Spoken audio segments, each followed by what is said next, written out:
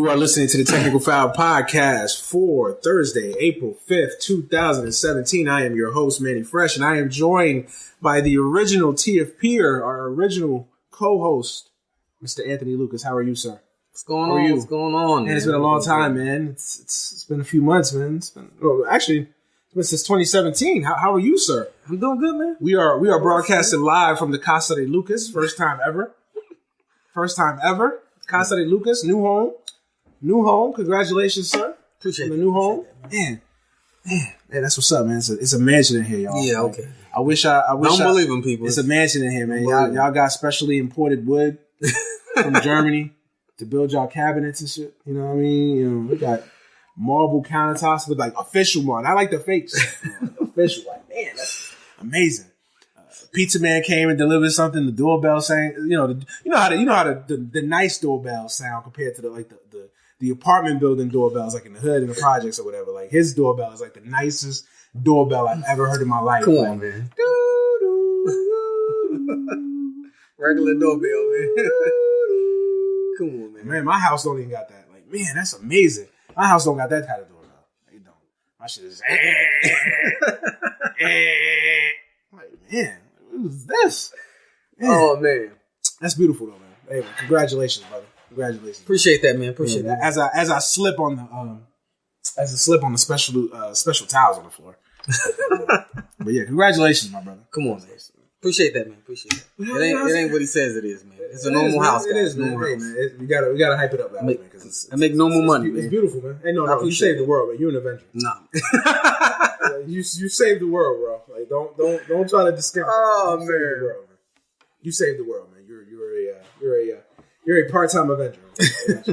I heard that Tony Stark's got you on speed dial. Yeah, okay, man. Okay. But how you doing, man? I'm doing good, man. I'm been a while since you've been on the show, man. I'm blessed. Saving the world, man. Nah, man. Not at all, man. I'm good, man. Good? Living the life? Awesome, I see you living the life. I mean, we're in the castle. But, come on, man. Just saying. I'm doing good. Life. You good, man? Yeah, I'm blessed, man. You know? What can I say?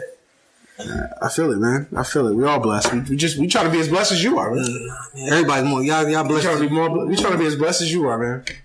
You like maybe a couple notches below DJ Khaled blessed. Yeah, okay. Just saying, man. You got a couple notches below DJ Khaled, man. It's all good, man. Not at all. It's been a long time since we talked sports, man. Yeah, man. I feel like we haven't talked since what? Maybe like college football, maybe? In the college football? No, we talked a few times after that. I think it was like the last time was. I don't think the last time was 2017, man. I think it was like right before. It was right before like the Ohio State Michigan game. The last weekend of the regular season. The Ohio State Michigan game. Nah, man, it's been since then, man. I don't know. We lost track. What's going on, man? Redskins are still the Redskins. Yeah, man, we still doing Redskin shit.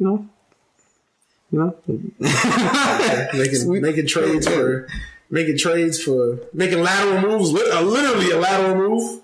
I want a lateral move, man. You talking from Alex Smith? Yeah, from Kirk Cousins? That was a lateral move. Dude, they gave that man 3 years, $84 million fully guaranteed.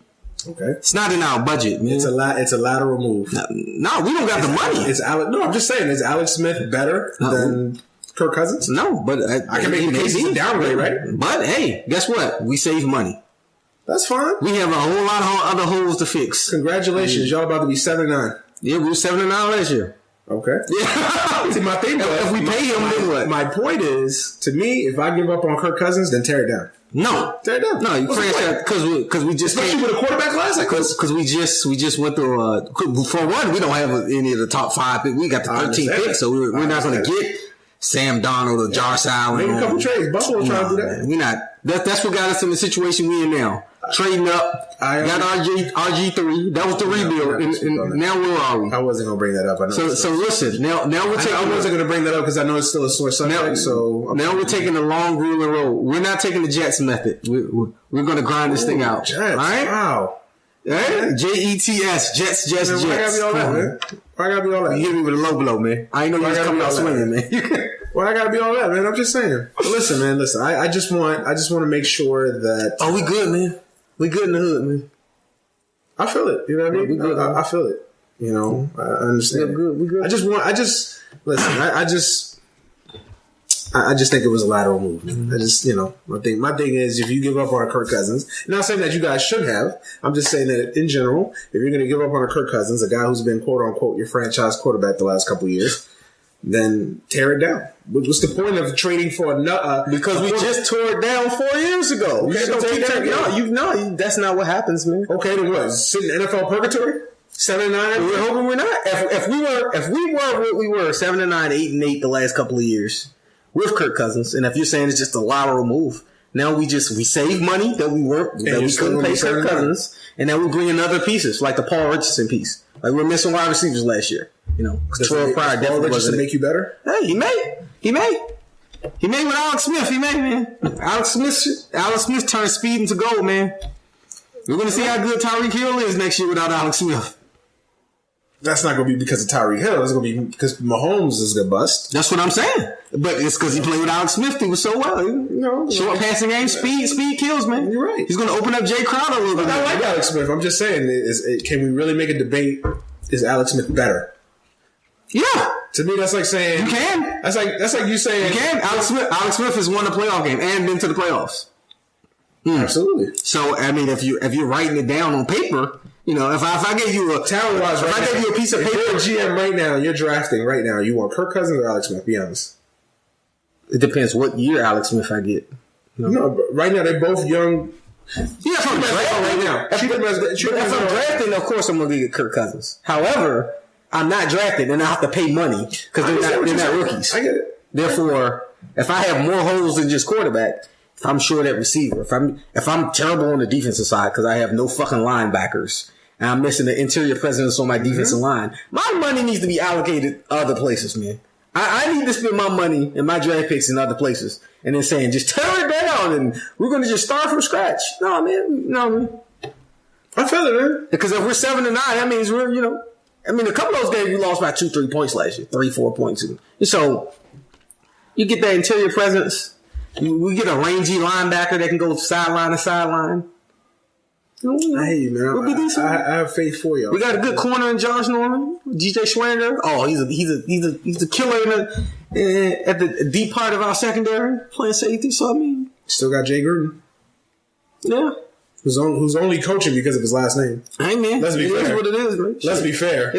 John only coaching because of his last name, too. Don't even get me started on John Gruden. Yeah, you gave that man $100 million. You gave a coach $100 million. How? They're moving. But yeah, I totally agree with you, man. What planet y'all living on? Problem child over there. One of the things.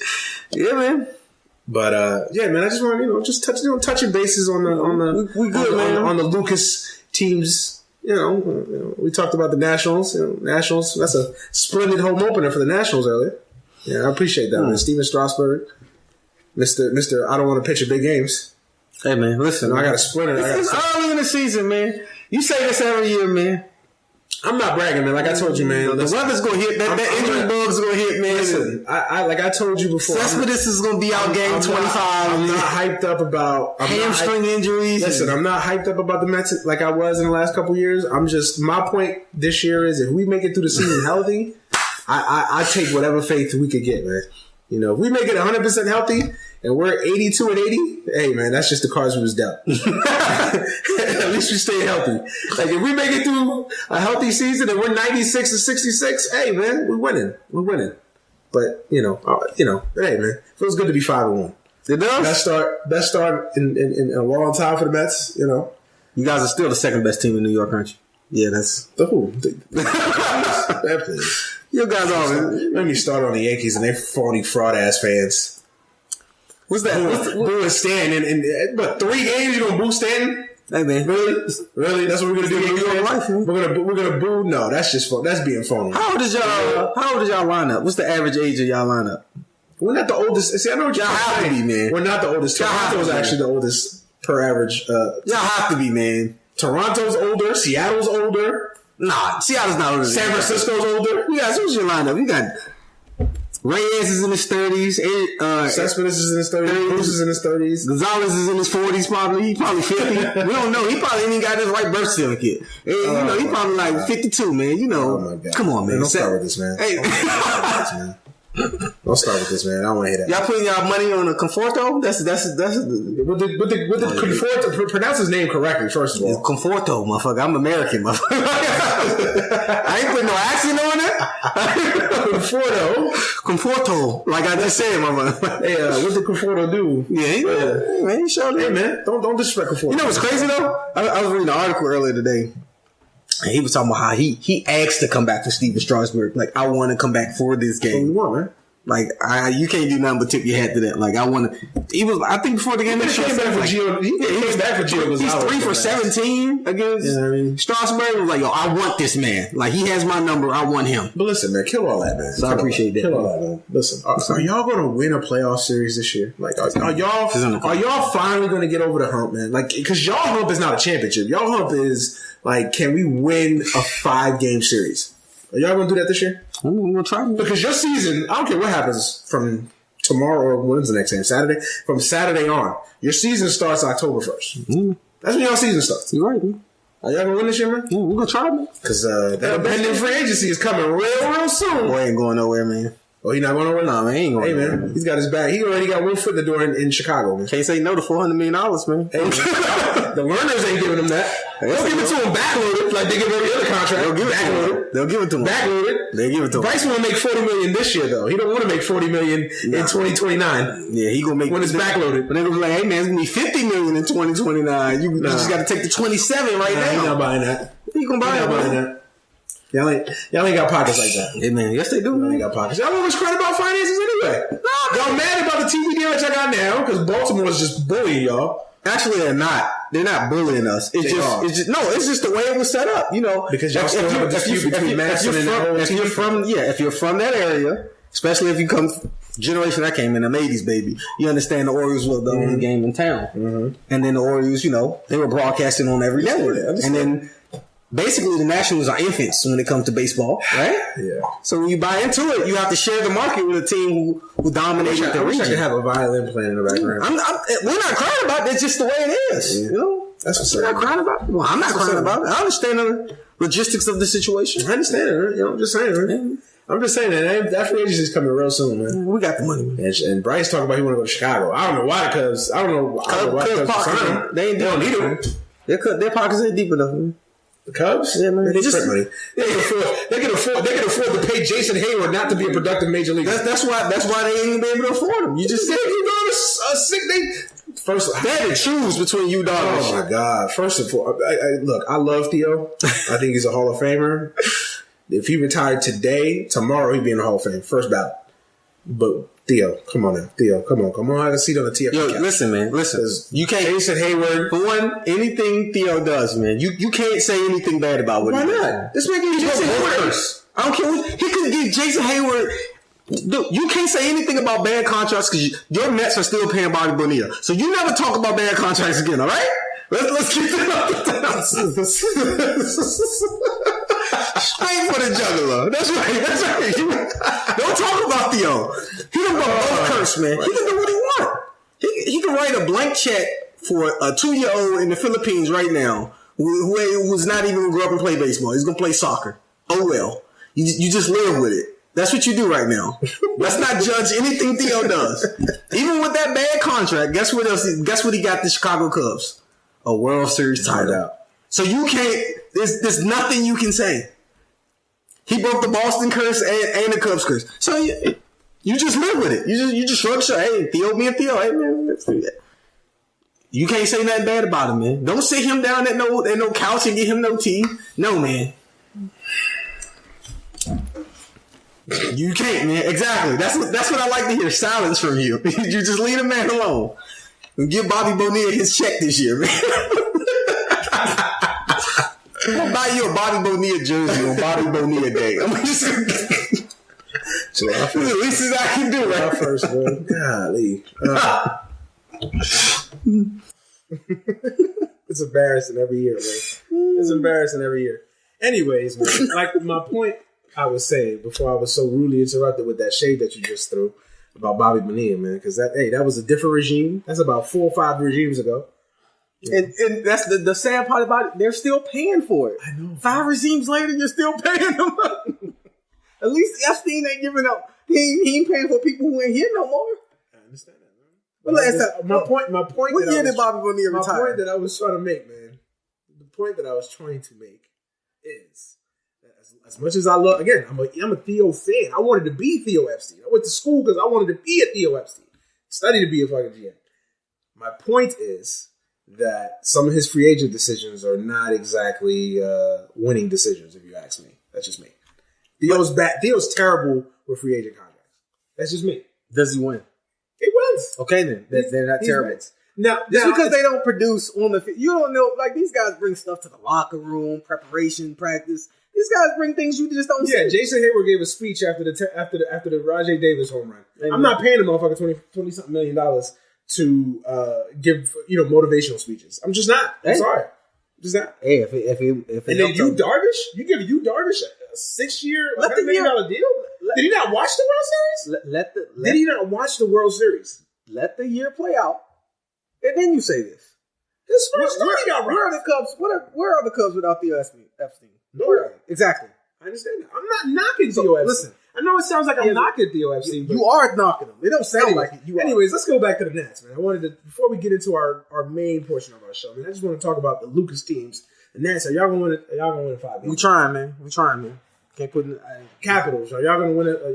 You're just disrespectful, man. You're just coming out real disrespectful right now. How am I disrespectful? I'm just asking. You just getting real disrespectful, man. My team's not in the playoffs this year. The Rangers, sadly, it's the end of an era. But hey, man, listen, disrespectful. Are the Capitals gonna finally win something? Come on, man. Don't stop being disrespectful. Man. Is Ovechkin gonna stop? Alex the Great, man. Is Alex the Great gonna stop nutting up every time he runs across Sidney Crosby, Malkin and Sidney and those boys, man? Come on, man. Is he? Come on, man. Is he? Come on, man. Is he? Come on, man. And then I don't want to get into the whiz kids. Come on, man. Listen, man. I don't want to. Not after what we just seen. Okay, I know I just tweeted this, so this is real live and up to the minute. John Wall's overrated. Can we stop, please? Like, can we stop with this John Wall love? The man is overrated. Like, all this love that John Wall gets, what has he won? What has he won? I'm asking the Wizards fan here. What has John Wall won? Shout out to John Wall, man. We're nowhere without this guy, man. Really? Yeah, man. Really? Really? Yeah, man. Really? Shout out to John Wall, man. Oh, my God, man. So I know you're going to leave that question. Leave my squads alone. I know you're going to leave that unanswered, man. It's all good, man. Come on, man. Shout out to John Wall. Mr. Inconsistent. Shout out to John Wall, man. John Wall, the most overrated player in the NBA. Come on, man. As you guys know, Lucas is a diehard DC fan. Born and bred. Hey, man. Kevin Durant is his favorite basketball player. Yeah, okay. Don't disrespect from the DMV area. Don't disrespect. I'm not from the DMV, man. Get it correct from DC, man. No, man. Don't do that, man. Oh, man. Going to Kevin Durant tantrum. We're not going to get you riled up. You going to get me mad over here, man. But it's been a while since we talked, man. It's been a while since we talked, man. We got a lot to catch up on. A lot of things going on in the sports world. I guess we could start on Villanova, man. Oh yeah, man. Jay Wright. Jay Wright's got it going, man. Come on, man. Jay Wright, man. This is a guy that I think a lot of people had fired a couple years ago because he just couldn't win the big one. Now look at him. Now look at him. 2 and 3 years. 2 or 3 years, man. I mean, I don't even know what else is there to really say about it. I mean, it just kind of dominated through the tournament. I still believe Duke would have given him a hard game had they played, but we're not gonna get into that. We beat that topic into the ground last week, but there's not much to really say about Villanova. I mean, what can you really say? I mean, they clearly had the best team. They did what they were supposed to do. They Max doesn't like these black. He's not used to these black men talking loudly. We in the white side of town, so Max thinks these Negroes are being too loud. But anyway, yeah, man. I mean, I don't know that there's really much to say about Villanova. I mean, they just kind of did it typical fashion, really typical Nova fashion in this tournament. I don't think they were ever really tested in this tournament outside of maybe a few minutes late against Texas Tech. I don't think they were ever really tested in this tournament. Yeah, they weren't, man. I mean, people were saying coming into the year though that they were top 2-3 team. I mean, I thought they were a talented team. I didn't know how great they were because of I tend to discount points of the conference you play, and we all know that the Eastern, the Big East is not exactly the Big East of old. Yeah. Okay. So how great is this Villanova incarnation as opposed to other teams or other years? But I mean, hey, Villanova. I mean, I wish we had more insight on the game. I mean, Dante DiVincenzo went off. Spellman went off. I mean, I think the one thing that you could say about them is that they were deeper than Michigan, though, and they were just better. They were better. Yeah, and the thing about Michigan, and I had picked Michigan in my, I picked Michigan in my bracket to face Duke. Obviously, that obviously went nowhere, thanks to the referees. But I think the Michigans, they didn't play well this tournament at all. Like they never really. I mean, outside of that Texas A&M game, there wasn't a single game that I thought Michigan played well. I mean, they should have lost to Houston. I thought if Florida State can actually play basketball, like actually have the capabilities to play offensive basketball, Florida State could have probably won that game too. Shout out to Leonard Hamilton. Man, I still can't believe my man had to give an apology for that dumbass question. But anyway, for not fouling at the end. Yeah. I went off on that last week, but yeah, I mean, I didn't think Michigan State really played. I didn't think they really played that well the entire tournament. I mean, I thought they really they were lucky to survive, realistically. So, I don't even think it was. I did expect it to be a closer game. I thought it would be a close game. I thought it would be a hard fought close game, maybe to the end where Villanova pulled away. But Villanova just did what they do. They shot the lights out of the ball. I mean, And the thing about Villanova, man, they got like 5, 6, 7 dudes that can just kill you. Play. Yeah, they just can kill you. They did the same thing to Kansas. They did the same thing to Kansas. They shot Kansas out the gym. Dante DiVincenzo, White Iverson went off. They just shoot. Dante went off. You know what I'm saying? I mean, it's just crazy. So, shout out to Jay Wright. Shout out to Villanova. And the interesting thing about Villanova is that Villanova, they got a little interesting mix. Villanova, they got an interesting mix. They got a couple NBA players, and then they got great college players. Obviously, they got Brunson, they got Spellman, so they got very good college players. But they also got a mix of pros, a couple pros here and there. They're going to be, legit pros too. So I mean, Villanova's got a good thing going right now. I mean, they own it right now. So I don't think there's much to really say about Villanova. I mean, anything you want to add on Villanova? Nah, man. Villanova's just deep, like you just said.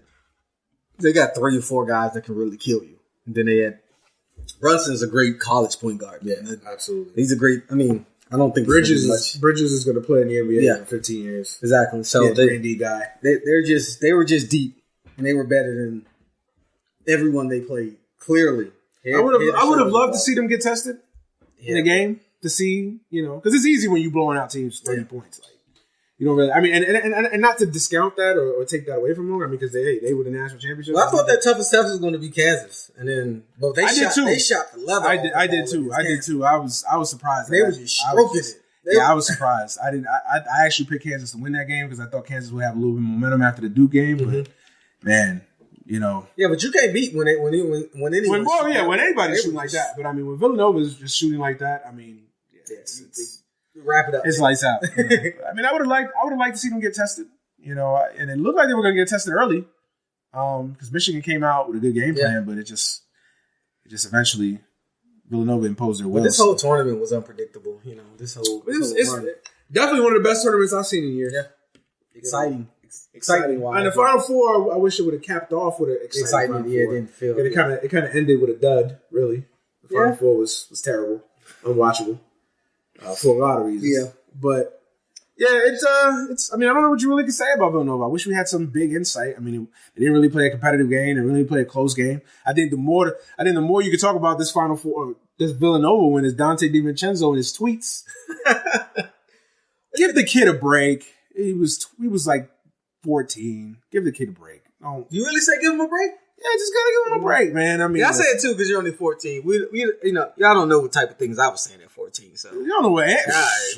Boy, there was Twitter. It was Twitter when I was 14. Lord, you don't want to hit my mouth at 14, so I can understand. Yeah, you didn't want to hit my mouth at 19. So shit, 14 I can imagine. So he's not mature enough though. Yeah, I don't. Back then, I'm not even going to discuss it. I won't even going to discuss it because I don't think it was a big deal. Yeah, it's not that serious. And it's.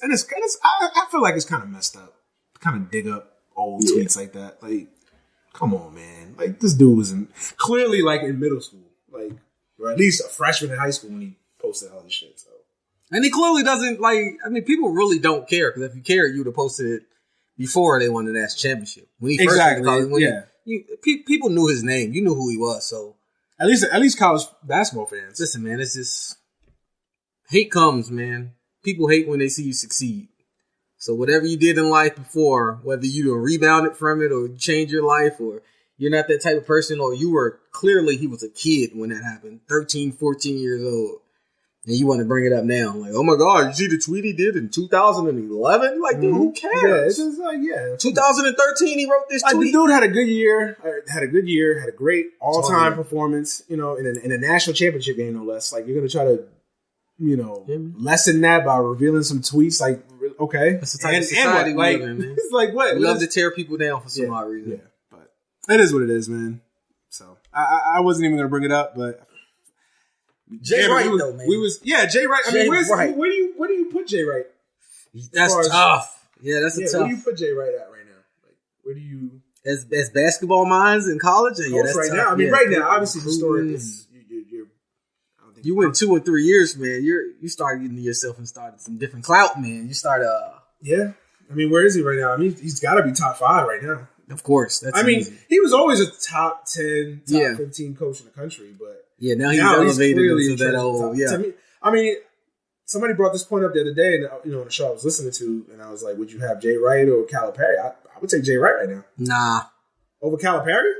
Nah. Yeah, I don't take Jay Wright over. Are you serious? Did you not watch that K-State? That was not exactly Calipari's shining moment. I still... Yeah. Coaching. Well, I mean, still. Because you talking about just coaching or you talking about college coaching? Because college, I mean, is a big difference with just coaching in general. No, I mean, it's the big difference though in the college game because you have to do recruiting. You have to it's more entailed. We all know Cal is a masterful. That's what I'm saying. So and I get that, but that's just one aspect of coaching. Yeah, I think that's a bigger aspect than it is. It is. But I think I'm looking at everything: X's and O's, coaching. I still will take Calipari. 2 championships to 1. I still take Calipari. And the type of talent that Calipari's had. And that's why I say one national championship? Just because of the talent he can pull in one championship with that talent. Hey, man. And you had a once in a lifetime player in college in Anthony Davis. Yeah. And 1 national championship. Yeah. He only stayed 1 year and he won it with that once in a lifetime talent. You know what I mean? So obviously Coach K's, even you as a Duke hater have to admit Coach K's number 1. No, I mean, 5 national championships. If we're saying like right now, if I could say, right now, tomorrow, if I could take a coach, if I flew in from a foreign land and I actually give me the 5 best coaches in college basketball right now, who are they? No particular order, just give me the 5 best college coaches right now. I would go no order, but yeah, Coach K will be at top. But Coach K, Calipari, Jay Wright, of course, now. Boeheim. And who do I love? And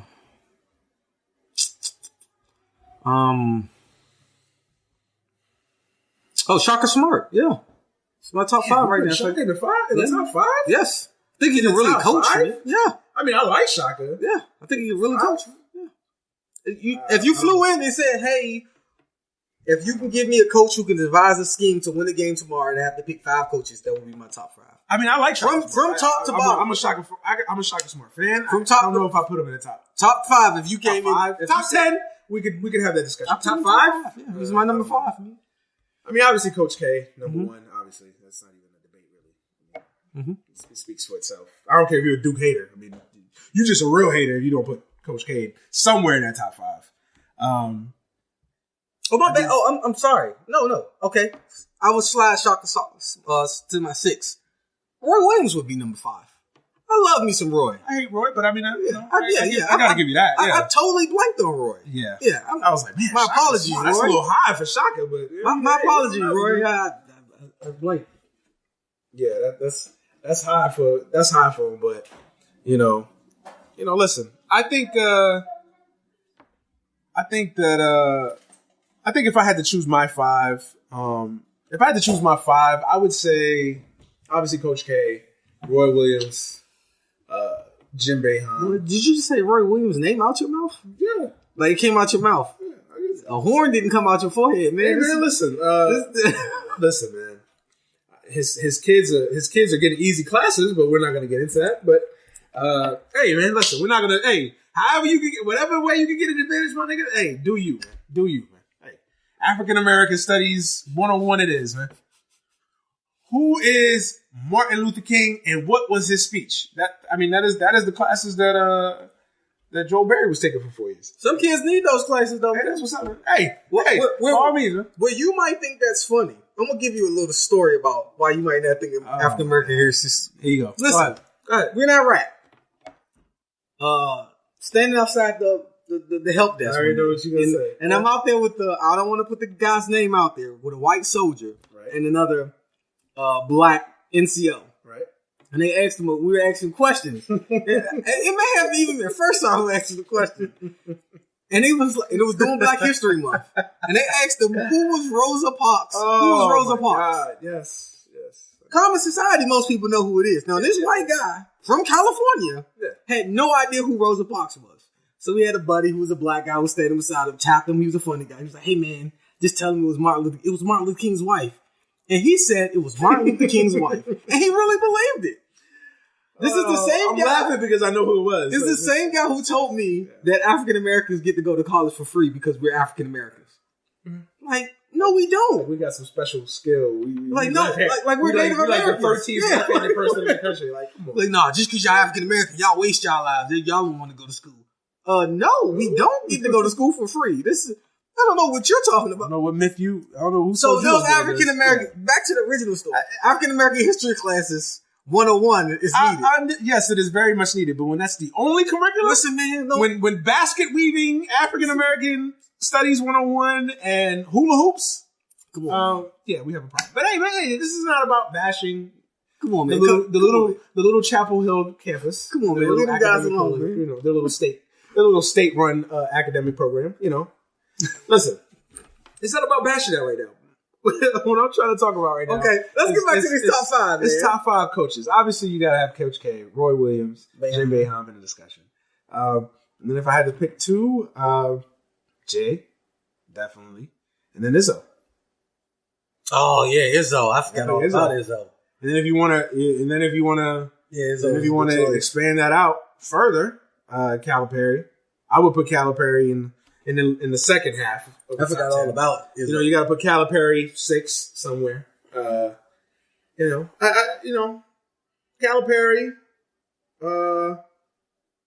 I don't love him, but I guess you got to put Sean Miller somewhere in that discussion. Just remember, Calipari is the reason why Duke is relevant.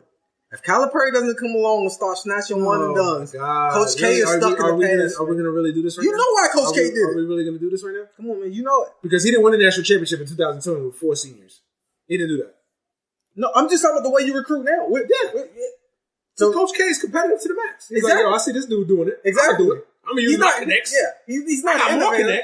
He's not an innovator, though, man. He's not an innovator. Whatever, man. Coach K has won. Coach K is the type of dude to jump on your remix. He don't want to be on your original song. Coach K has already proven it that he can win in multiple ways. He can win with the one and dones, obviously Jaleel Okafor and Justice Winslow and Tyus. He can win with the kind of prototypical college team, you know, that 2010 team that didn't really have a lot of talent. That, you know, the sum of its parts were the whole was greater than the sum of its parts. And then you have and then you have the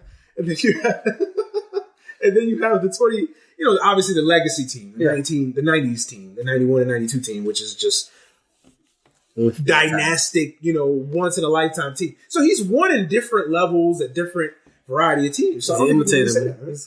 He's on your remix. I can make the case that Cal's overrated, man. No. Cal, for the level of talent that he's had, can I have one more national championship? Yep. His teams never hit free throws in big spots. Yep, I totally agree. Offensively, they go cold in big spots. Mm-hmm. That falls on the coach. Yeah. Listen. But if you from your top 5, when you just said, if you come in from a different country and you saying, hey, I want to watch your coaching. Like if you're coming from Buffalo. However, if I was a kid going to college, I'm going to Kentucky before I go to Duke. If I want to make it into the NBA and be a star, that's fine. Because I mean, if I want Jelly Bean could get into Kentucky, there's no academic standards to get into Kentucky. There's academic standards to get into Duke. You got to. Is it really? Yeah. Is it? Yeah. Just like your little, just like the little academic standards to get into your little football touchdown Jesus. I didn't see Jaleel Okafor speaking. He's not intelligent, man. Is he? Is it a really? Was he taking them African American history courses? Jaleel has some assistants. Is it? Put it that way, man. He has some tutoring. He had to work on. Is it really? Jaleel was a tougher case than most, but for the most part, hey man, listen, cats go to Duke, man. They go to be doctors, lawyers. No, they don't. They don't go to Kentucky to be doctors. No, they don't. Klansmen maybe, but not doctors and lawyers. Oh, you gonna talk about Klansmen and you in North Carolina? You're Raleigh. Hey, it's called Raleigh. What is the biggest knock on Duke? That they're an East Coast school, they're in a Northeast school in North Carolina. That's always been. That's why people hate North Duke. That's what they tell y'all. That's the biggest. From the you ask any person that's going to Duke, they'll say it's a Northeastern school just so happens to be North Carolina. That's why all the other people y'all harbor fugitives down there in Duke, man. Come on, man. Harboring felons down there, man. Listen, man. So I think if you have a top 5 coaches, obviously you got to put in the if you're branching this out the top 10. I think you have to definitely put Sean Miller in the discussion, even though I think he's overrated. Not lame. You hate it. Ooh, and when they won, I wanted to text you so bad. I said, you didn't listen to the show a couple weeks ago after that loss. Like how you look? How you liking Sean Miller right now? Blame Sean Miller. I was like, dog. This guy, I mean, and it just pisses me off because all of the credit, all of the bouquets that this man gets thrown. I'm like, can you get to a Final Four? And don't tell me you have talent. You have talent. You have a weak conference that you dominate year to year. He was under pressure this year, though, man. Y'all was trying to get him fired. Yeah, because he was trying to get that bag. Yeah, man. You was trying to get that bag to Ayton, man. You sent out a petition for everybody to sign to get him up out of there, man. No, that wasn't the petition I filled out. I had the petition to get Wilpon fired, but whatever. I'm not gonna bring that up. That's a touchy subject. But anyway, listen, man. Sean Miller's just overrated, man. I mean, I guess you got to put Tony Bennett in the discussion too. Top 10. But Tony Bennett. I mean, you put him in the top 10. The only reason I would put Tony Bennett, I'm softer on Tony Bennett than I am on Sean Miller because Tony Bennett doesn't have the talent pool. You talking about people offense is going cold in spots? Like he does. He can come with the hell off some defense. But he doesn't have great players on offense though. That's the thing about him. Even if he did, I don't think he would know what to do with them. I think he's a Bo Ryan type. I think when he finally gets that Sam Decker and that Kaminsky, I think he can. I think you really think so? I think you'll see what he's able to do. But I think right now, I think he's offensive challenge. Now, half of that goes on him because you're a head coach at a Division I school, a power Division I but school. But part of college basketball is recruiting. You can't say, because he doesn't get the talent. But he doesn't have the talent that an Arizona. He doesn't have. Alonzo Trier is not walking through that door. You got to make him walk. DeAndre Ayton isn't walking through that door. You got to make him walk through that door. True. But that's a part of college. That's why I asked you, are we talking about college coaching? Because that's why Calipari gets bumped up. You can say the same thing about Calipari. He found Marcus Camby at UMass. We know how he found him. He found Derrick Rose in Memphis. Yeah. Tyreek Evans. Took the SATs for him. Hey, listen. No matter how I don't care how you get him in the door. Hey, you got him in the door. You got him in the door. He took the SAT for him. That's all I'm saying. Let's not think just because he got the Kentucky name and Calipari. Like he was finding these guys. I get it. You know, DeAndre Liggins. Like he finds guys that you like. Yeah, these guys might not be able to complete a sentence. You know, they still reading Cat in Hat books. No disrespect, because we know you guys are smart, but I'm just saying. Hey, street smarts. It's not wrong. It still counts, man. It counts. It absolutely counts. We educated on different levels here, man. yeah, absolutely, absolutely, man. Hey, you take basket weaving, for a whole 2 semesters. Hey, that's your curriculum, man. But I ain't knocking it. But listen, to wrap this conversation up, definitely top 10 coaches. I mean, obviously, Shaka's in the discussion. I'd have to analyze it closely. I mean, if we were doing top 10, obviously, we got the top 5 set. Calipari would be somewhere at 6 or 7. Sean Miller, Tony Bennett. It's the Kansas head coach. I'm having a brain cramp right now. Kansas head coach who never wins. Bill Self. Yeah, you hate Bill Self too. You hate Bill Self. Kansas every year they went to Big 12. I was going to text you when they. Kansas is this. Kansas is they never win. I was going to text you if they beat If they had beat Villanova, oh man. I was waiting till after. I actually picked Kansas though. Yeah, but I'm saying if they would have beat Villanova, I would have been like, oh man. 10 years from the Mario Chalmers game, San Antonio back where they won the Final Four. I was like, it was all written for them. Sometimes sports it works like that. Those fairy tales. You know what I mean? It's written for them. I can already see the storyline already being printed. 10 years later, back where it's all that, and they laid a fucking egg. They didn't really lay an egg though. They got ramrodded, but I mean I get it. Villanova just Spalding off. I'm not gonna knock him too much for this one, but I mean this guy did lose to Stanford in an NCAA tournament. Now I know what y'all will say. Duke lost to Lehigh. Yeah, I get that. But Duke also has won national championships. Okay, so there's a balance there. I'm just saying. But whatever. Anyway, top 10 coaches. Bill Self is in there.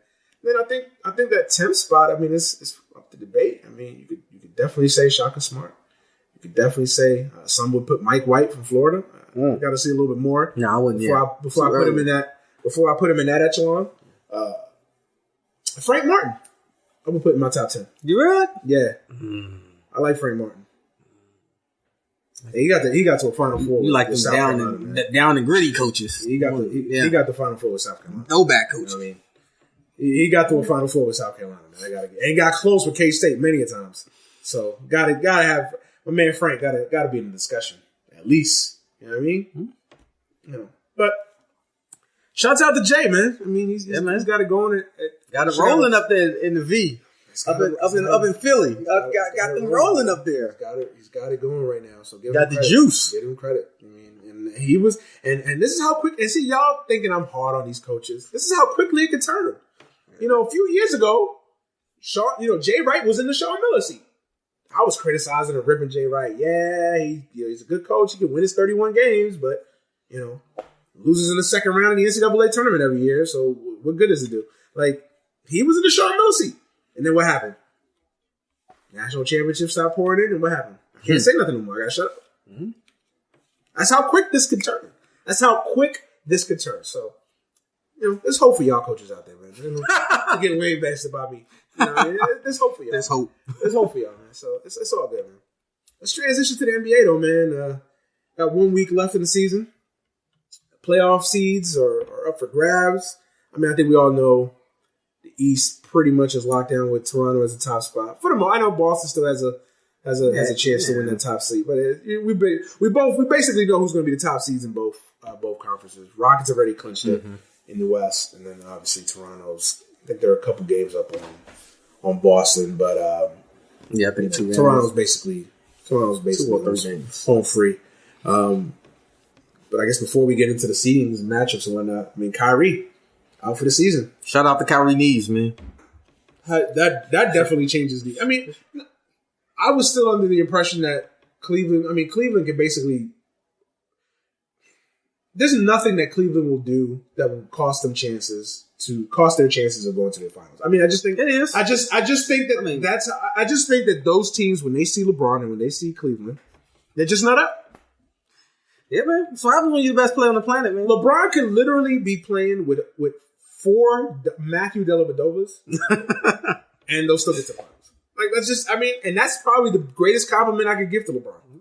He's that great, man. He's that great, and the East is that weak. No, man, it ain't that. He's that great. It's okay to just say he's that great. He's that great, and the East you don't have to put the other part in it. He's just that great. Anyways, how does Kyrie injury affect the play? It doesn't. I mean, it does. I mean, it does because now Boston might lose in the first season. But listen, the one team that I thought I didn't think they were going to beat them, but if there was one, because I don't believe in Toronto. I don't believe in Toronto. Nobody believes in Toronto. I don't believe in Toronto. I don't care. But you're from the North. We the North, man. Ain't you from like up there, like Buffalo somewhere? Man? Ain't that the same difference? Buffalo. You know where I'm from. Goddamn. Nowhere near Toronto. Buffalo, New York. Anyway, Canada. Ain't that the same? Wrong person. But anyway. Shit, it's cold. Wrong person. It's cold in Canada. Listen, the same shit. It ain't that level cold. Listen, I don't buy Toronto. I'm sorry. I know I've been getting into Twitter debates with Toronto fans left and right. We don't know. This is our year. This is our year. Again, until I see it in a big spot, a game 4, trailing 2-1 or up 2-1, and you got a chance to close out a big game. Until I see Kyle Lowry and DeMar DeRozan and that squad do it, I'm not gonna believe it. So you don't believe in Barney? You don't believe in Barney was a dinosaur who came to life? Yeah. Nah, man. Man. I'm not believing it, man. I don't believe in the purple. I don't think they're gonna ever win until they get rid of Drake on the sideline. Man. Drake is the bad luck, man. That's just me. Drake is. I know he's done a lot to the jerseys and the marketing and all that, but I mean, gotta get away from the sidelines, man. Drake is a bad luck. He's the owner, man. He's a bad owner, man. But anyway, I don't believe in Toronto. I think Boston was the only team that I could see if Kyrie was healthy. I could see and that's how much respect I have for that coach.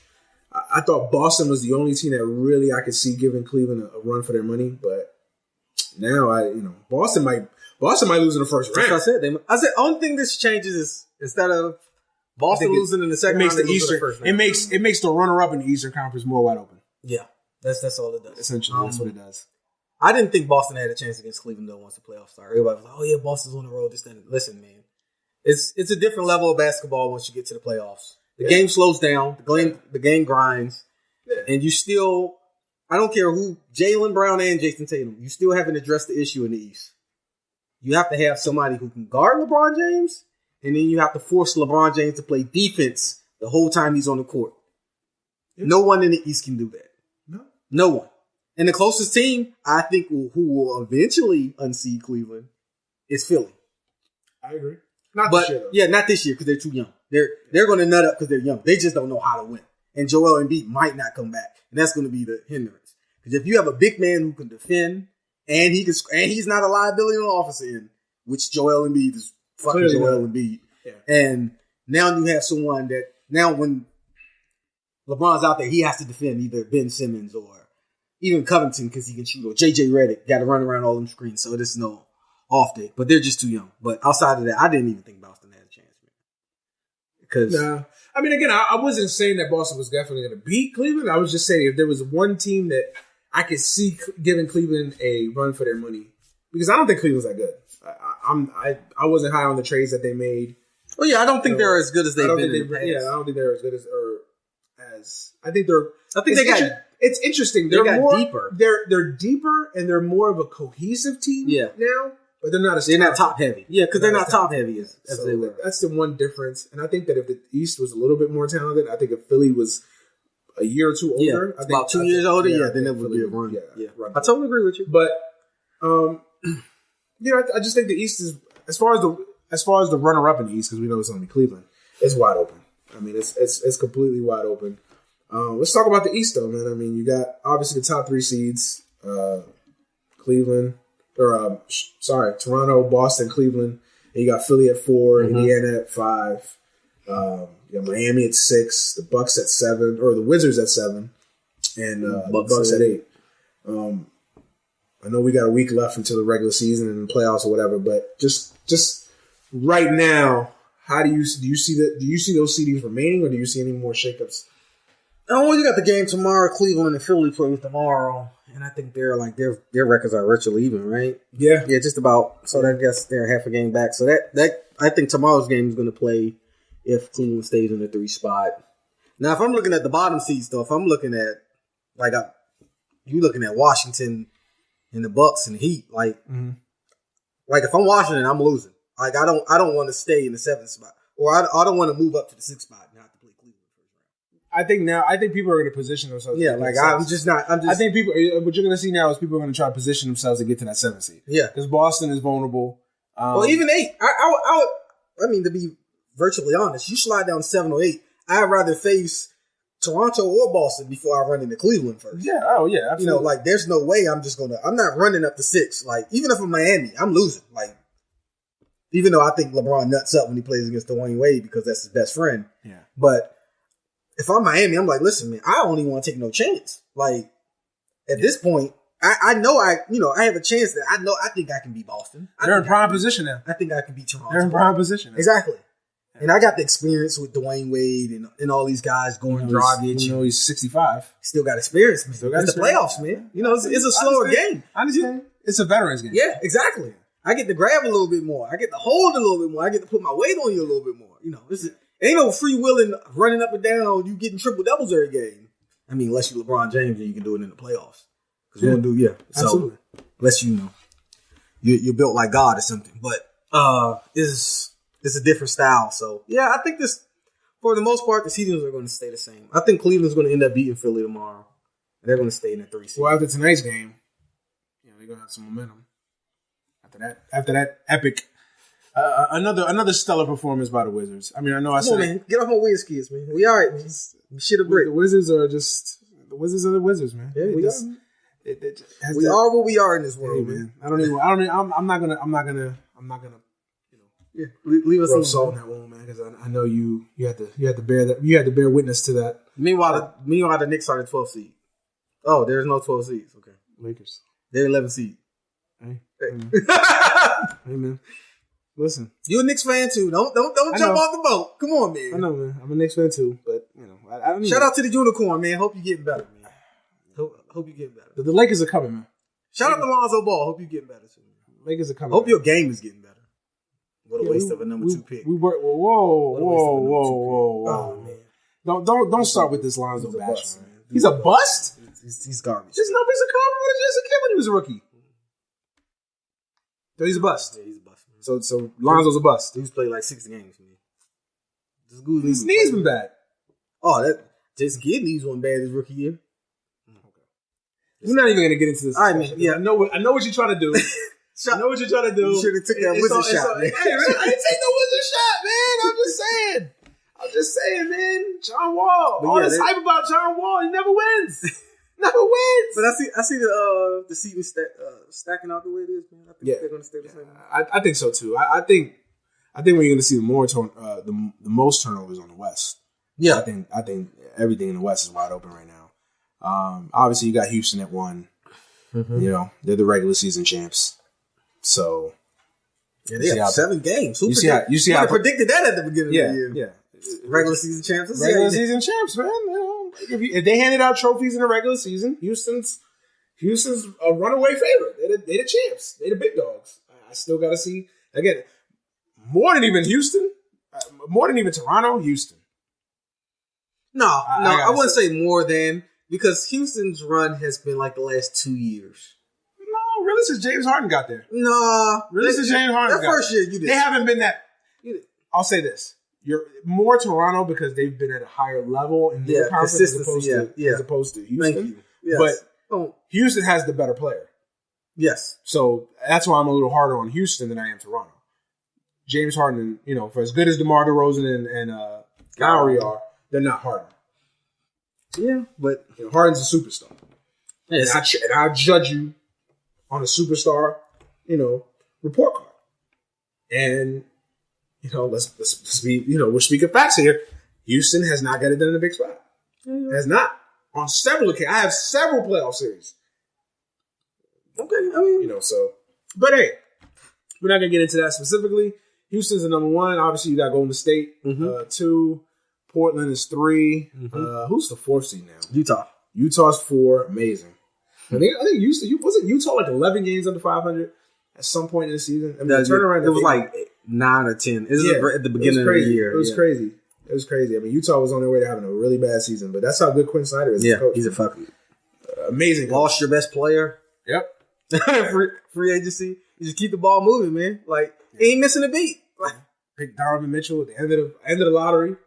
You look at the next day, Dwayne Wade basically out here hooping. It's the job that he's done. I don't think Quinn Snyder gets enough credit as a coach.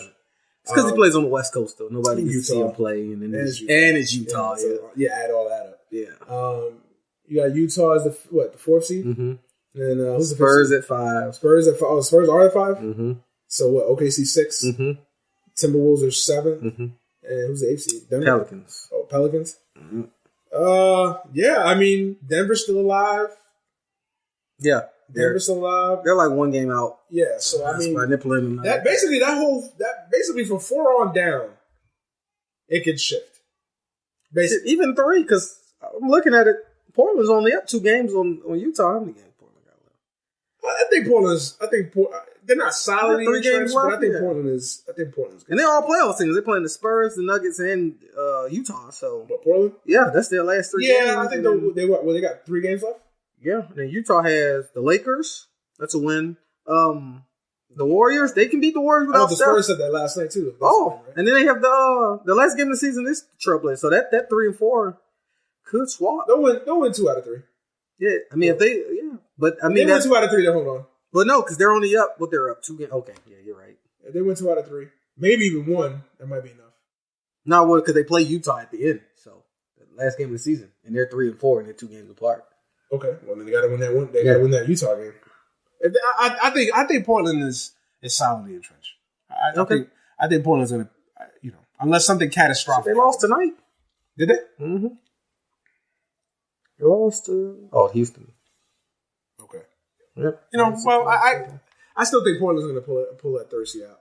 Okay. And then I think the real discussion is for 4 on down because I think that could change. No, didn't Dame get hurt though? It's not serious. They say he's gonna be good for the playoffs. Well, you got 3 games left though. You can't win 3 games without Dame. But they're already in the playoffs, so I'm talking about that 4 seed. I mean that 3 seed. Well, for the 3 seed, I think they'll be all right. I think they'll figure out a way to win 2 games. Now, if they had to win like 5 or 6 for their lives, but their last 3 are San Antonio. Let me go look at it again. San Antonio, Denver, who's in the playoff race, and then Utah on the road or home. Which one? The Utah game? The 3 games. How many do you have at home and that? I think they have just one more game at home. I think just the Denver. Oh no, they playing at Denver. Okay, they're at San Antonio. They're at Denver. And they're at home for Utah. So they have 2 road games and 1 home game. Again, they just got to win one of those 3 games. Honestly. Yeah. They got to win. And we know the one they got to win against Utah. Yeah, so it doesn't matter. Yeah, it doesn't matter what else they do the rest of it. So listen, I think unless something crazy happens, I think Portland's going to pull out that 3rd seed. Really, the conversation starts with Utah at 4. Yeah, 4 on down. Because San Antonio could shift up. Mm-hmm. Pelicans could shift up. I mean, OKC could shift up. Hell, Denver could go on a run here in the next couple games and shift up a couple spots. So, we'll save our previews and stuff for next week, or at least I will for the NBA playoffs and how I see everything, playing out. But do you see? How concerned are you with Golden State? Very concerned. Very. I mean, Steph is your offense, man. I mean, I know KD is a hell of a player, man. Second best player in the world.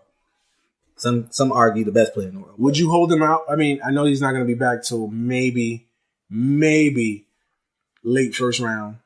Definitely second round. I think it depends. Would you definitely hold him out second round or first round? It depends who we get. If they end up playing like prediction before the prediction, they end up playing New Orleans, the Pelicans. Like you can't sit them out because Rajon Rondo can fuck up your life. Like I think he's one of the most underrated players in the game. In a playoff series, Rajon Rondo can fuck your life up. Rondo, see, you don't love Rondo for 82 games, but you love Rondo. You get him in a series, Rajon Rondo can make life hectic for you. Was it last year? Was with Chicago? Who was he with? Last year, Chicago. Yeah, and he almost the dumpster fire that was the Bulls last year, and he almost beat a team in the first round by himself. But that was the Celtics team that wasn't that great. But still, that Chicago team was terrible. Yeah, they were terrible. I know what you said about Rondo. He can change a series by himself. I think if you're looking at the potential 8 seeds, so it depends who they play. If you're looking at, to me, New Orleans is the scariest. Yeah. Well, no, because they're the 2 seeds, so they would play the 7 seed. Yeah, but New Orleans is 8 right now. But we're saying fluctuating because that bottom. So who's 7th right now? Minnesota. Now if they play Minnesota, I'll sit them out. Yeah, I think because Minnesota doesn't play defense. So yeah, which is ironic. The 2 best players are young. Yeah, Tom Thibodeau. How much Jimmy, yeah, exactly. So I wouldn't be worried about Minnesota. And then 6 is I wouldn't be worried about Denver. Yeah, I wouldn't be worried about Denver. But 6 is New Orleans, and even New Orleans. I see what you're saying. I still think they'll pull it out. You really think so? I think so. I think it won't be a sweep. It won't be. It might be one of those hard fought 6 or 7. But you don't want that. 7. You don't want that. You don't want that. But I think not for that type of team. No, because we seen when they run into tough spots, and then once they get to the finals, right, that's true. But I think they'll be okay. Now. So what if they run into OKC? OKC is 6 right now. They're a game ahead. They're Shit, they're half a game ahead of Minnesota. So virtually OKC Minnesota. is the one. Matter of fact, I'll change my answer. If OKC is a problem. So if they play OKC, you're playing Steph. I still wouldn't play Steph.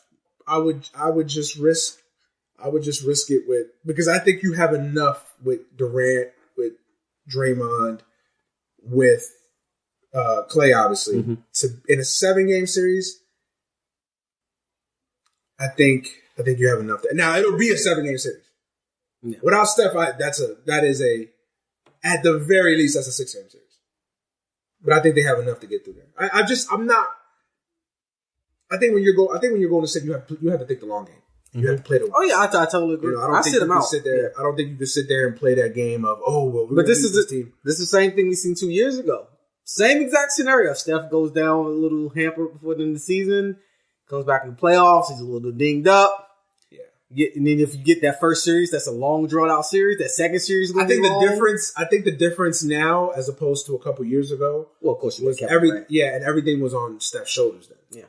As opposed to now, Steph could kind of ease his way back in because Kevin could drop 35 easily a night. So they didn't have that guy a couple years ago, which is fucking scary when you think about it.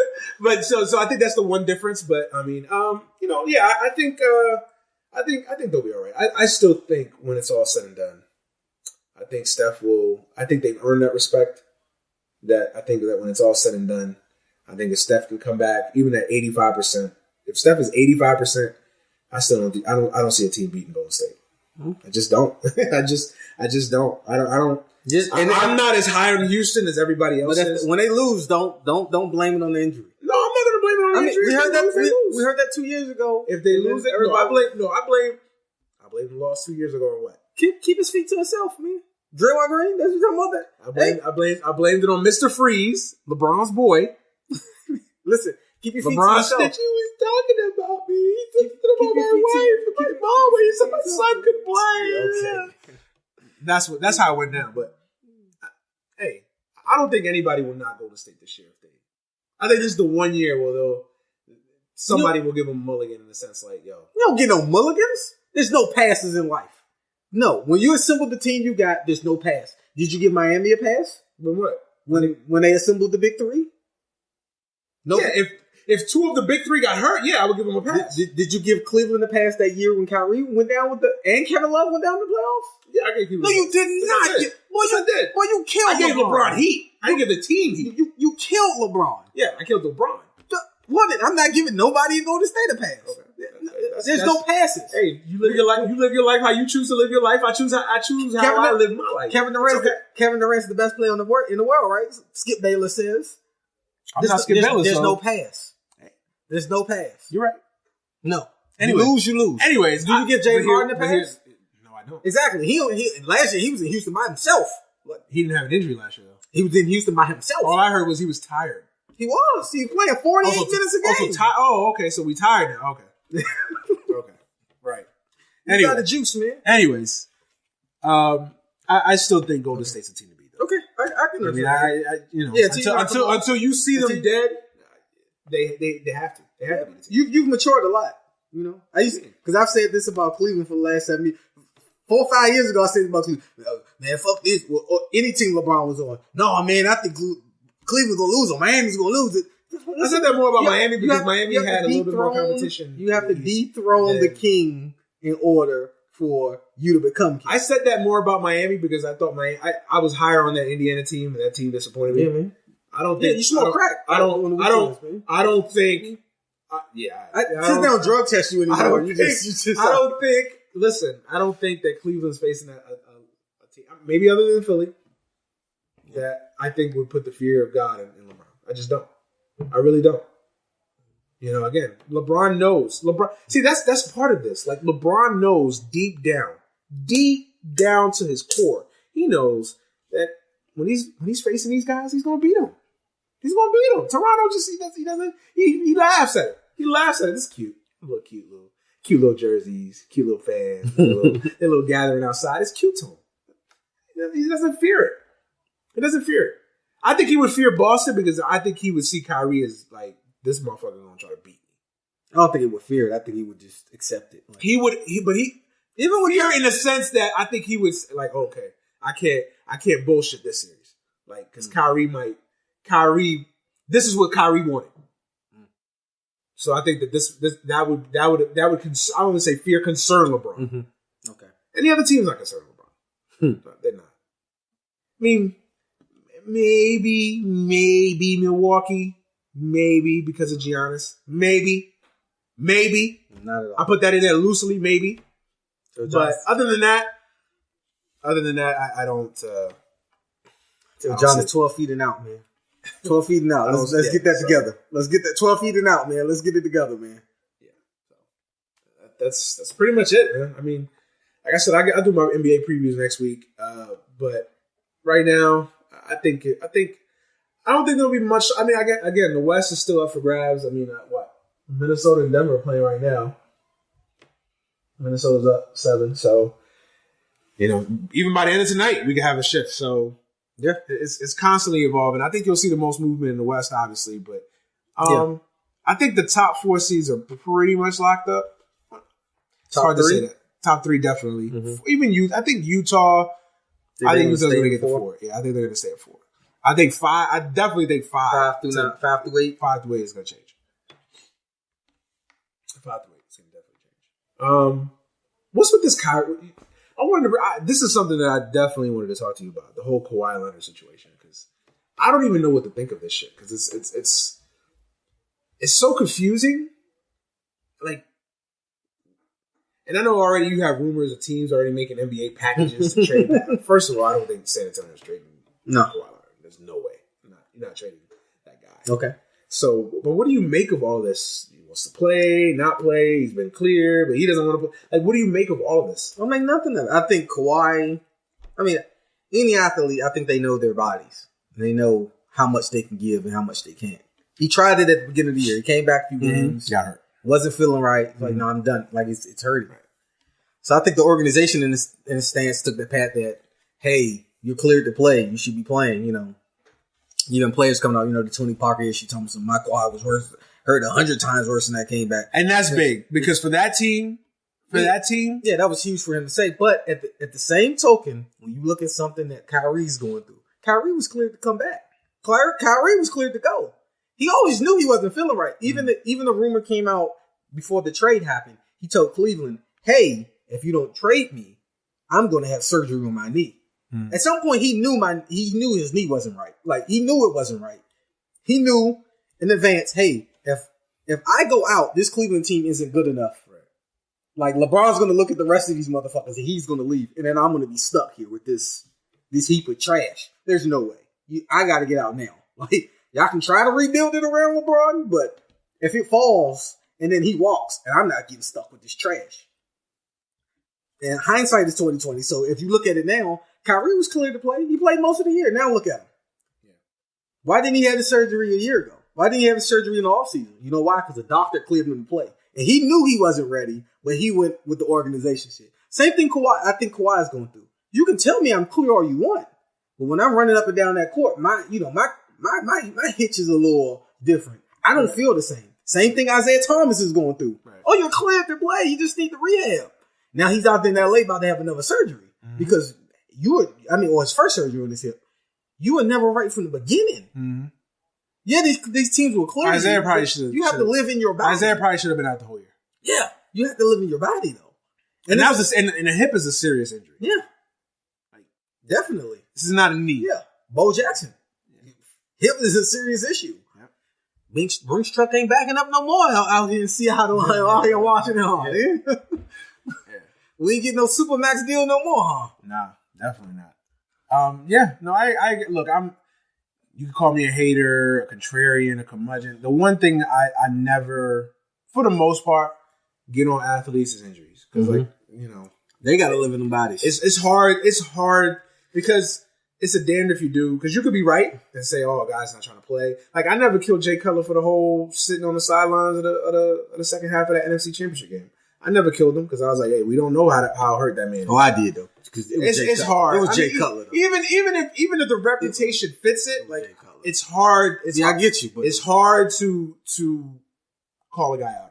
It was Jay Cutler. I usually if nothing else, I give the athlete a benefit of the doubt. I give them injuries because they have to deal with that. Jay Cutler was at home smoking cigarettes, drinking, and he was like, "Fuck it, I'll play next year." Diabetic, man. You know what's funny though?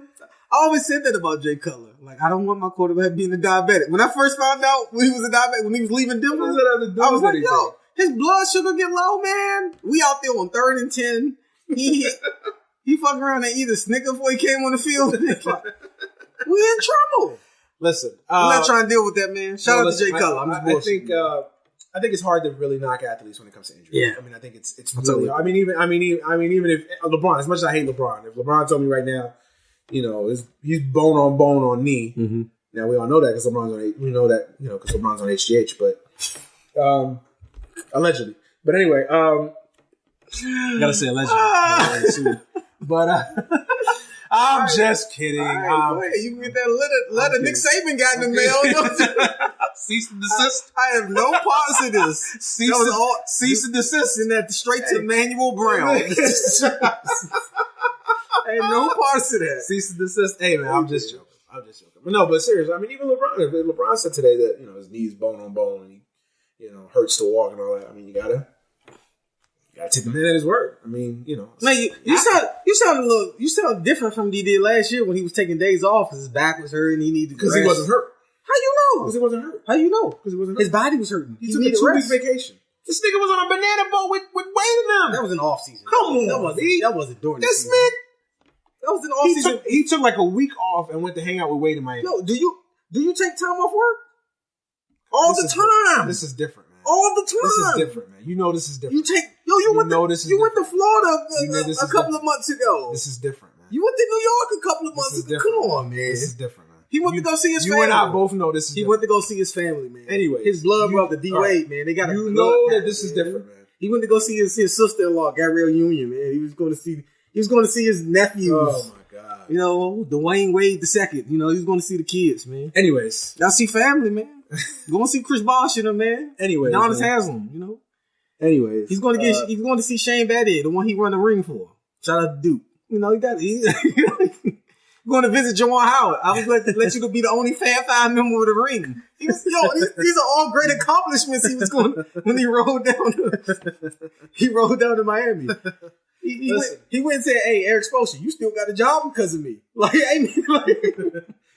you gonna ride these 2 championships till you die, baby. You and I both know that those were phantom injuries. Come on, man. They were little knickknacks. Come on, knickknacks? Okay, that's different. He went to Miami, chill on South Beach. You want to chill on South Beach? Stay in South Beach. Nah, man. He want to live in. He had to bring something great home, man. He had to bring one home. Well, we'll see what happens this offseason when he goes to Philly and he starts eating Philly cheesesteaks. Hey, man. He already submitted the legacy in Cleveland. He can do what he want now, man. Yeah, all right. All you gotta do is win Anyways, whatever, man. Anyways, yeah, so again, it's hard to knock athletes for injuries, but yeah, I mean, the whole Kawhi thing is just confusing.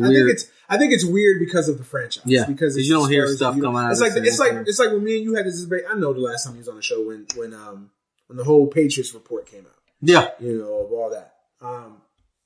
Even that, I mean, I always believed because here's my thing. I always believe where there's smoke, there's fire. That's just me. You can call me a conspiracy theorist or whatever. For the most part. Now, how accurate are these reports? You know, to the letter, who knows? But for the most part, there's something there. Mm-hmm. I believe that there's something there with Kawhi and that organization because in the past, you never saw this stuff get out. You never, like for Tony Parker on an interview to say my quad injury was Tony Parker. Now, this isn't Steven Jackson on the Spurs speaking off the cuff. This is Tony Parker who never says anything. Yeah. But Tony Parker to say that, that's big. Yeah. That's big. Again, I don't know. I don't think anybody knows enough. You hear NBA experts and analysts and all that chime in on their opinions. I think it's interesting. It's funny because Popovich really hasn't said much about it. You've noticed that? He never does, though. He never does within the injury, though. That's the Pop move. That's, he says, "Hey, man." If he's here, he's here. If he's not, he's not. But I don't think he's ever had to deal with this, though. Yeah, he's not had to deal with this level of drama. That's different. Yeah, because this is a level of drama that I don't think he's accustomed to. I mean, I think he said a few things. Like he said, if he's here, he's here. If he's not, yeah, he's not. I think he's been. He said it's up to him and his team. I think he's deflected it more than answered it. Yeah. I think he's just been like, hey, I don't think he wants to say anything one way or another. I don't think he wants to hedge his bet one way or another. Like I don't think he wants to say anything negative. About Kawhi because he's not stupid. He doesn't want to lose Kawhi, but he's also not going to sit there. But I think he did say something though when he was saying it's up to Kawhi and his team. And, there's been rumblings that Kawhi is managed by his brother and has his father in his pocket, and with his business and his parents or whatever, and how it's messy because it's family oriented with business and all of that. Similar to the D-Rose situation. Yeah, I mean, I don't know. It's something, and every guest that I've had on that I've brought that question up, everybody's like, man, I don't know. Yeah. The whole thing is just weird. Especially coming from San Antonio. Yeah, that's the thing. If this was the Knicks, it's like, oh, this is a random Tuesday. It's random. It's an every Tuesday thing. Any other organization, you'd be like, oh, yeah. But you have to also think about that Kawhi is the first. He's the first guy in San Antonio that I've seen in recent memory that is injured, and he's like, I'm not forcing my way back. Like I'm gonna wait until I think I'm ready. Even Tony Parker came back too soon when he hurt his quad because he was a half of a man out there. And he maybe shouldn't have came back. Because you look at Tony Parker now, like on the court, Tony Parker looks old. Yeah. And people forget Tony Parker, he just turned 32. And like people are like, well, that's old. Well, LeBron's 33. But you're comparing a world-class athlete. At one point, we were talking about Tony Parker being the most dominant point guard in basketball. True. But at the same time, everybody ages differently. Yeah, I totally agree. Ages differently. But that injury could have helped. That quad injury. I agree with you. I remember seeing him when he came back. I was like, he come back he way too soon. Absolutely. Absolutely. And that's the weird part about injuries, that there is no there's no definitive. There's guys that have come back and been completely healthy. Adrian Peterson. And there's other guys from an ACL tour in 6 months. Yeah. Now he's playing. Well, 4 months he was back. Probably could have had some assistance on that. Who knows? I don't know. Shout out to AP. You the real. But but hey, listen. That's the funny part about injuries.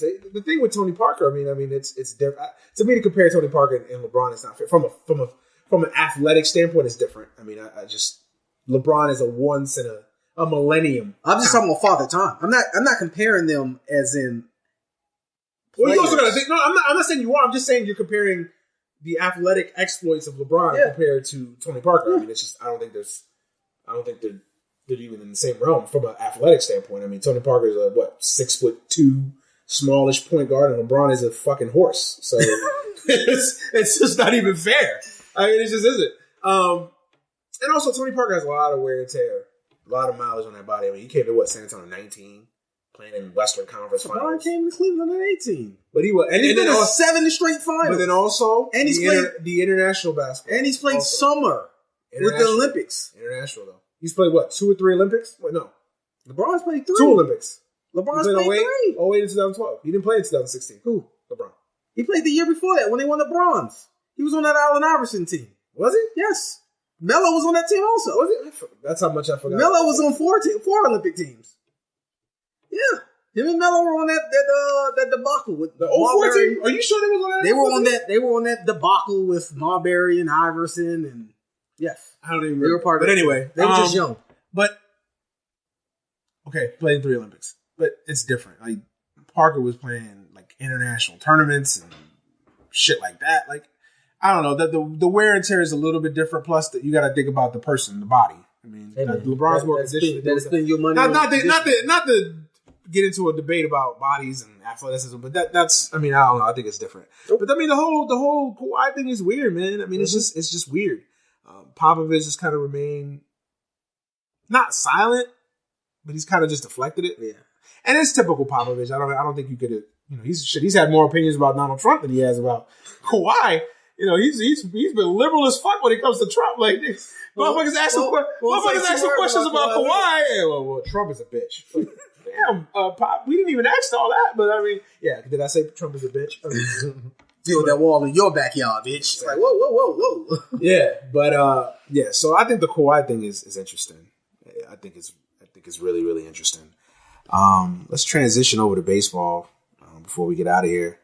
By the way, Nationals 8-2. No, just saying. Just saying. But anyway, Anything that's really stuck out to you? You weren't on the show last week, so you didn't get to break down your predictions for this upcoming season.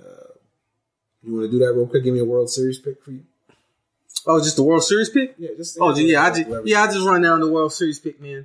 Yeah. Nationals and the Yankees. Nats win 4 games. Of course. I mean, who would I be if I didn't pick my Nats? Of course, right. So Nats and Yankees, man. Awesome. Yeah, that's a wonderful job you picked. Nats win in 6. That's quick cut to the. Hey, man, it is what it is, man. Right. Hey. You know I wasn't picking nobody else from the National League. What can you expect? Not the Cubs. No. Not the Brewers. You have to have faith in life, man. You have to have faith. You have faith in the Nationals? Yes, a team that has never won a first-round series? It got to happen one day. Can y'all win a division series? It has to happen one day, man. But anyways, anything that stuck out to you early in this baseball season? I know it's only been about a week, but anything that's caught your eye? No, we're going to get to something in particular. No, not really, man. The Mets lineup looks really old. Really, really old. You keep bringing up this age. That motherfucker. Yo, man, like the heart of the lineup is like 30, 35 plus. How old is Jay Bruce? Jay Bruce is 31. Oh, how old is Adrian Gonzalez? Adrian Gonzalez is not long. Yeah, he's like 50, Adrian right? Gonzalez is on barely a league minimum contract, so we can cut him anytime. No, next. Man. Who else? Next. Cespedes is 32. Yeah, that's what I was about to ask. See? Cespedes is 32. Exactly. Cabrera's 32. Reyes is what, 34? 39. We don't got his real birth. Outside of that, where you go, we ain't got his real. That's the only. Nemo. You gonna think of your two young guys? Nemo. Ahmed Rosario. You really banking on Rosario? Hey, you really banking on him? Top 3 prospect in the sport. I ain't banking on his bat though. Defensively, hey, his bat. Hey, on that bat, man. Got a big hit yesterday. Man, listen. Anyway, nothing really, man. I think that Yankees lineup. I seen Yankees open a weekend, open a week. That Yankees lineup is gonna be treacherous, man. They're fucking deep on that. They got bang for their buck in that lineup. But of course, everybody's saying that coming into the year. I still worry about the starting pitching though. Yeah, me also. I bash your Mets a lot, but like I told you offline. I like your lineup, man. Like I said, it's actually before the Mets had no power. Mm-hmm. You know it was all coming from Cespedes. So you can kind of like pitch around Cespedes and say, all right, we'll let anybody else get hit. Mm. But now you guys are so deep. I think the one thing that stood out for me is Gabe Kapler. Oh, the Phillies? Have you been aware of the Gabe Kapler situation? I listen.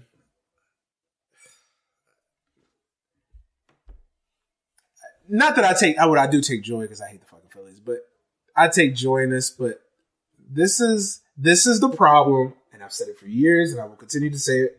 This is the problem with analytics and this new age way of thinking in baseball and the devaluing of the old school manager. These GMs, they have devalued the manager. Oh, anybody can do this. Me, you, anybody. All you got to do is just take the input from the front office. We put everything in the little computer and it spits out all this data. When Wilmer Flores wears red shoes, he gets base hits as opposed to when he wears orange shoes, he doesn't. All this statistical analysis that you want to get, WAR and OPS plus, all this crap. And they've devalued the manager because, hey, we don't need a manager. Yeah, have you got analytics, right? Yeah, we don't need a man. We don't need a. Why do we need to pay a guy $5 million? Why do we need to pay a Buck Showalter $6 million? We could just pay this Yahoo, $3 million at most, and we could tell him what to do. But the problem is when he gets upset, and not that the whole situation. Now, Gabe Kapler is a whole separate situation, and I'll get to that in a second. But the problem is when you get into these big moments, these big spots, and you have these managers that they're novice, they don't know what the hell they're doing. That's where you get into trouble. Mm-hmm. That's when you get into trouble. The problem is, Mike Rizzo's, analytics and this and the other, and then what happens? He gets a manager in trouble in a 5-game series. He pulls Jordan Zimmer. What was what was your manager? The fuck up before Dusty Baker. Before Dusty Baker. Shit. Damn it! I'm having a brain cramp tonight. I can't remember nothing tonight. Matt Williams. Yeah, Matt Williams. Matt Williams. So, what happens? Matt Williams really doesn't have any management experience. But hey, we hire him, pay him, $1 million, and give him all the analytics he needs, and then what happens? He gets into a postseason. So, the postseason you can't manage. So you can see the problem that people fail to realize is that analytics can get you to 162. They can get you easily. Yeah. Put it in the computer. You could map out your lineups for 162. When you play those October games, it's a totally different sport. It's a different animal. It's a different animal. You get these novice managers that don't know what the hell they're doing. You get them in these big spots, and what happens? They take Jordan Zimmerman out too early, or they make the wrong decision in the bullpen, or you make just stupid moves, and that's the problem. Yeah, that's the problem. And Gabe Kapler just took it to a whole nother level because he's just a fuck. That's embarrassing. That is embarrassing. If you guys didn't know, Gabe Kapler. First of all, his first fuck up was taking his ace, or the quote unquote ace of his staff, after 60-something pitches on opening day, 6 innings, cruising, just dominating, 4-0 lead, breezing through the Braves, breezing through them, takes him out early. What happens? With a bullpen that is not exactly top notch. Yeah, exactly. It's not the Royals of 2015. Yeah. He takes him out. What happens? They get rocked. Comeback ensues, and what happened? Braves won away. First fuck up. Then this man, has an interview a couple of days later, and basically says we're a playoff team, so I'm not worried about it. I'm like, what? Gabe, this is a team that's lost an average of 90-something games in the last few years. Yeah, last 24 years. Get to 81 and 80 first. Get to 81 and 81 first, and then we can talk about playoffs. There's levels to this. There's levels to this. Okay? That's like Charlotte saying, I expect to be holding up Larry O'Brien this year. Like, bro, get to a 7 seed first before we start talking about that. But anyway, that's Kemba Walker going to be MVP. Yeah, right? Yeah. But the most egregious is last Saturday. You can't. He goes to make a pitching change, and he doesn't have a reliever warming up. Now, I know people that don't even watch baseball that know that that's just stupid. That's just that is embarrassing. I don't care if you've never managed. I don't care if you've managed. That's just some. And I know people say, "Well, he's a rookie. He's a manager." Blah blah blah. No, there's certain mistakes you can live with. That's unacceptable. That's unacceptable. That's unacceptable. And then not to mention that through the first 6 games of the regular season, he's used 20, 30 something pitchers. He used 18 pitchers in that opening weekend series.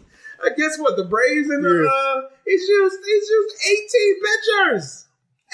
Hey man, analytics say. Listen, all I'm gonna say is this: if I'm Andy McPhail and I'm the GM of Philly, Monday morning, Gabe, come here, come on, go ahead and sit on this couch. Come on, already, come on, let's talk. Come on, we're gonna discuss your weekends goings on. We're gonna discuss that already. 5 games in, dog. Like 5 games in. I'm usually not this, but dog, the reliever not being that's enough for me to sit you on the couch. That's enough for me to sit down on the couch and say, okay, let's talk. So, what did you think about the whole Gabe Kapler situation? I mean, that was. I mean, that's bad. There's nothing I could put on it that you haven't thrown on the sauce. You should have said that for your foul of the week.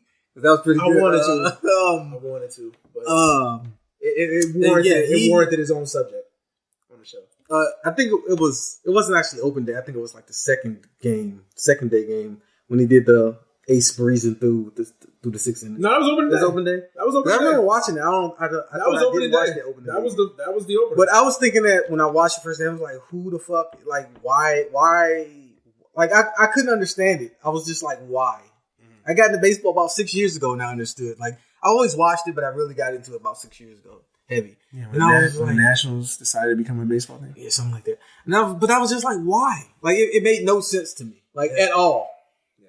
But I knew it was going to be a long year in Philly. And it's Philly, so I don't expect anything different. Well, no, Philly's a team that a lot of experts are saying that it's Philly, man. And nobody's... Come on. Yo, they signed Jake Arrieta. They was hyping. I know, right? Wild card. Listen, man, I remember Jake Arrieta when he was in Baltimore, man. I've never been high on Jake Arrieta. Yeah, even after that one good year he had in Chicago, that one phenomenal year. I was like, he's going to come back down to earth. Because I remember him when he was in Baltimore. And he was like, oh, well, he worked out the kink. I'm like, okay, we'll see him next year. Like, then again, what? Next year was like 16-9. It was like, yeah, he's coming back down to earth, huh? Like 18-8. Yeah, he's not that 22-4 guy anymore, huh? Yeah. he's not Clayton Kershaw, guy. Like, let's just get it out there. Like, he's not. He is naturally gifted. So, yeah. It's I know what you're saying. So it's no surprise. I mean, I'm just saying. Gabe Kapler, he comes to the Dodgers. Everything. The resume looks amazing. But from what I've been reading, though, Gabe Kapler has a lot of enemies in the game too. I mean, he's not a guy that is not exactly. I think a lot of people were cheering Gabe Kapler's fuck ups this week. So applaud. Man, that's an epic screw up though. Like, that is a screw up for the ages, man. Before we go, you got anything on Canelo and Triple G? Disgrace, man.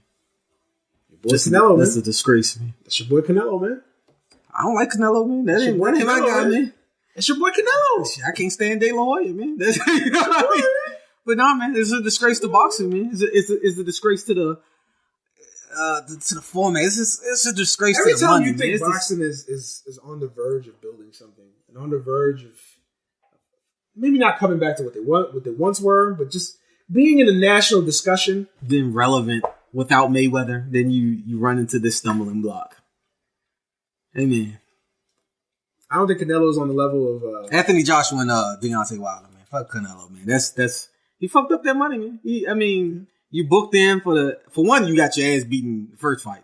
It was debatable whether you won that fight. Yeah, like it was debatable if you it wasn't debatable if you lost, but it was debatable if you won. That's how it was like. If they would have gave Triple G, like, yeah, you got your ass beat. And they gave you one, like, oh. So on that standard, I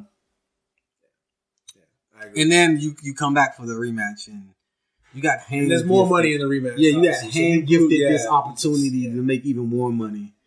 And you couldn't stay clean. Then your weak excuse is you blame it on the contaminated meat, which it might be.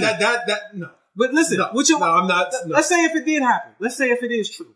There's no way I'm putting myself in that position. Like, why are you training in Mexico? Why? Even if the meat is contaminated. First of all, I hate these athletes that. And you make so much money. I didn't take any steroids. I drank a Slurpee, and it just so happened. Oh, I didn't know what I was taking. Well, a lot of them don't know. I mean, a lot of you, like when you're training, a lot of it you do put on your trainer. A lot of it you say, I get that. Can I take? They don't understand the terminology. I'm more willing to go with that one. The contaminated meat. I'm sorry. I'm not. Yeah, but my thing is, why are you even in Mexico eating with food? I get if that. you know it's contaminated, why? Get that. You ain't got enough money to import food from America, from Europe. You ain't got enough money. My thing is, you got caught red-handed. Yeah, like that's my thing. But more people, I would respect the man for. Hey man, listen. Banged up shoulder, after the fight. I'm trying to cut weight. Time. Yeah. I don't know if I can make weight. Shit happen. People would at least respect it. But when the contact really, the contaminated meat. That's the excuse we're gonna use. Really, come on, guy. But anyway, yeah. I mean, I wasn't even outraged when I saw it. When it came, I wasn't even outraged. I was just like, it's typical boxing. I just want to know if it's still gonna be on pay-per-view because they say there's gonna be a stand-in for Canelo. So now Triple G's gonna fight some. I forget the kid's name. It's junior middleweight. Guy even in middleweight. I'm like, but is this still gonna be on pay-per-view? It's probably gonna be on pay-per-view. Still gonna charge people. I don't think Triple G. They're not gonna charge $89.99. I don't think Triple G is a big enough name to carry a pay-per-view card, man. It'll be a box. It'll be for the boxing aficionado. Shit's gonna fuck. It's not gonna. Shit's gonna flop. See, Canelo Triple G II is mainstream. Yeah, this will just be for the boxing. Yeah, this shit's so it'll still be on pay-per-view, but Triple G just got his money fucked up in a long way. Yeah, if I'm Triple G, I'm pissed. Yeah, I'm pissed off. Like, now I wouldn't say I'm not gonna bury Canelo just yet. I don't think he's reached John Jones levels. Oh yeah, nobody's reached. Nobody's reached John different. Jones levels. That's different, but yeah, it's bad. Yeah, it's bad. You're right. It really, really is bad. Brothers and sisters, brothers and sisters, I don't know what this world is coming to. Fouls of the week. You want to start, man? What's your foul of the week, man? You got one for me? Sure, man. I got one brewing in my brain right now. Let him have it, man. Come on. Foul of the week. Who you issuing a foul for this week? My foul of the week is to all sports broadcasting networks, man. Really? Yes, every last one of them. Now, this is my foul of the week. This is the reason. So, I watched it on ESPN, read the reports. about, the UFC 223 that's coming up, main event, and Conor McGregor going ape shit. And for one, wasn't even on the card. Don't even know why you're there. Yeah. And then comes and trashed the event. And then he's harassing people, throwing barricades at buses and all this other. He just turned himself into. And then New York State Police Department was investigating it because people may have been injured on the bus. Yeah. And now he's just turned himself in because they issued an arrest warrant. Yeah. But this is my problem. Now let Conor McGregor been Deontay Wilder. Oh. Floyd Mayweather. Ooh. Let him been one of these big personalities in boxing or any other sport. Don't hold back. You know what the first word they would have said? First word? Thug. Yep. Thug goes crazy. Yep. This is what happens when thugs do this, do that. Did you hear that about Conor McGregor? Did you hear any word about Conor McGregor was acting outlandishly and this, that? What is? Oh, just typical Conor McGregor fashion. That's what he did at the pregame up. He's just angry. Yeah, that's what he does. Mm-hmm. It's Conor. Conor being Conor. Yeah, if we can't Conor being Conor. I said this problem when Conor started saying that racist shit when he was talking some monkeys in the gym with him. I was like, you know what? Conor just stepped over the line. And nobody said anything. Like, oh, it's just Conor, and he doesn't mean it. He's Irish. You know what? To us black people, that just means you're white. But Irish doesn't give you the right to say, oh, my people had it bad in America too. Are we really judging how bad you had it in America compared to us? Are you really comparing apples and oranges here? Like, come on, man. Like, there's no way. Like, but you've let him get away with so much without the backlash. So he's gotten away with so much without you saying, Pete, well, Conor brings people to the seats. When Mayweather was doing it, it was, look at that little thug. He just runs his mouth. I can't stand him. Like, but, Now, granted, he has gotten his trouble with beating women, which he deservedly got all the criticism he deserved. And I think he deserved even more. I think he got away a little bit too lenient. But then you got guys out here who do things when this isn't even half as bad. They may say something.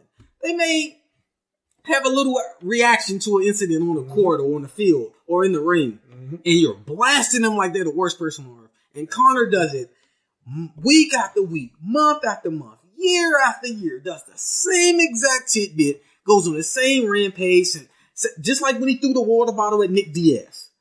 And you just keep letting them get away with it. And it just keeps expanding and expanding and expanding. And I'm at the point right now, why wasn't he called the thug? Why wasn't he called the loose cannon? Why wasn't he called, a detriment to the community? No, granted, his community isn't like his neighborhood. But I'm talking about the other UFC fighters that are there who aren't expecting someone to come up to their promotional introduction promotion and throw barricades and want to cause fights. Come on, man. You gotta kick him out of the UFC, man. You gotta get this guy up out of here, man. Hey, his ego is too big. He's way too big for the sport, and that's a bad thing. If you're too big and you have another outlet to go to. And then you're like, I don't even want to play, but I can play by my own rules and I can be violent. Yeah, there's no need to have you. Yeah, you're waiting for a lawsuit to happen. I mean, if I'm a fighter and I come to him, I would push his buttons just so he can swing at me on the press conference. Because I'm suing everybody. Yeah. Hey, man. Hey. But the thing that gets me was that you weren't even in the car, though. Yeah, you're not even doing. So you went there just to start shit. Yeah, because they gave away his championship belt, which he hasn't fought with over a year for. Yeah. Because they said you were no longer to be champion. You haven't fought in over a year. What you expect? Exactly. They're just gonna keep on holding it because your name big enough. Yeah. No, I get it. You just went to boxing, made $100 million to get your ass beat, and now you think you should get $20 million check every time you fight. Well, guess what? They're not gonna pay you $20 million. Guess what? After you dead and gone, the sport is still going to thrive. The same thing with Mayweather in boxing. I'm a huge Mayweather fan. When Mayweather's gone, the sport's still going to thrive. It's still going to be somebody else going to come up and fight. It's going to be another cash. The world is not revolving around you. Now, granted, get as much money as you can. And if you have a gimmick that you want to portray yourself as, do it in a smart way. Don't endanger other people. Yeah. You're endangering people's lives now. Like you're just doing like this, just doing stupid shit, just to live up to the image. Exactly. Yeah, exactly. Now I respected Mike Tyson because his words, he kept it within words. Besides the Holyfield biting his ear, everything else and the rape. Yeah, allegedly raped. It's Tyson. Yeah, It's all. But I love Mike. Mike's my favorite fighter ever. Entertainers, Right. even No, I Muhammad get what Ali, you're great saying. entertainer, kept his personality. Mayweather, outside of domestic violence, kept it personality. This guy, come on, man. Yeah. And every time those other guys who I just mentioned stepped out of bounds, we labeled them as something totally different. Absolutely. And this guy gets a pass for what reason? Well, I know the reason. We know the reason. Yeah. But it's time to. But fess what up is to the it. reason, Luke? What is it? Maybe, What can it be? Maybe because of the lack of pigmentation in his skin. Yeah. No. Yeah.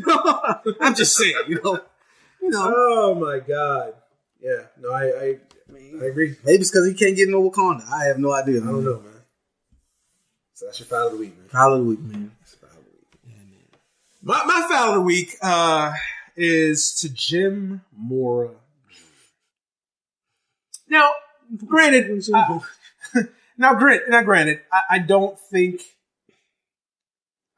his comments are like blasphemous or how dare you say these things.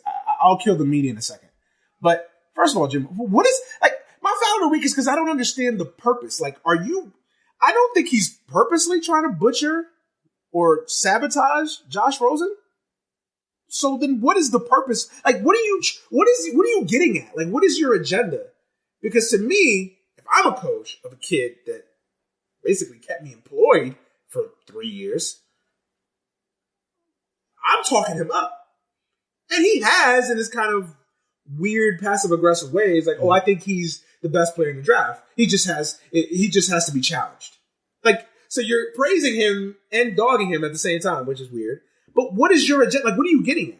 If you're trying to get him positioned the best way, because I know people are, because everybody's psychoanalyzing this whole Jim Mora thing. Mm-hmm. Some people are saying that, he didn't really like Josh Rosen, or obviously there was a rift there. Some people are saying, no, he loves Josh Rosen. He's just speaking the truth about Josh Rosen. Other people are saying, well, he's just trying to get that the Browns not draft him. First of all, the Browns are not going to draft Josh Rosen.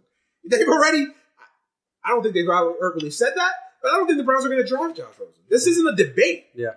So, first of all, the idea that the Browns are going to draft Josh Rosen is a fallacy to begin with, because they've already said they're not drafting. He's already said he doesn't want to play in Cleveland in a roundabout way. He hasn't quite come out Eli Manning with it, but he's basically said, I'm not playing in Cleveland. Yeah. Can't say that I won't really blame him, but be that as it may, he's already said that. So this isn't a situation where you were actually helping him. Now, some people are saying, he's trying to get him not drafted to Cleveland, but actually trying to get him to New York. He's going to end up in New York either way. So I just don't understand the timing of it. I'm like, and then the words he chooses to use, he's got other interests in life, and football isn't his one priority. And he's a rich kid, and he's a millennial. The part that really pissed me off is the millennial part. Mm-hmm. And granted, we're both millennials. I'm a millennial, you're a millennial, and we get pissed off at the millennial bashing. The millennial bashing out there. Millennials are not motivated. Millennials ask too many questions. Millennials think they know it all. No, it's not that. Millennials have the same goals and interests as Gen Xers, as the baby boomers, as the motherfuckers that came before them. We have the same goals. The only difference is that millennials, I'm not going to say smarter. I think millennials now, and I'm not going to say all, because like every generation, there was some Gen Xers that were pieces of shit, and there were Gen Xers that were brilliant. There were some baby boomers that were brilliant, and there were some baby boomers that were pieces of shit. It's life. Yeah. It's the way the world works. Okay? But, so I know that there's a lot of pieces of shit, down rotten motherfucking millennials out there that just give us all a bad name.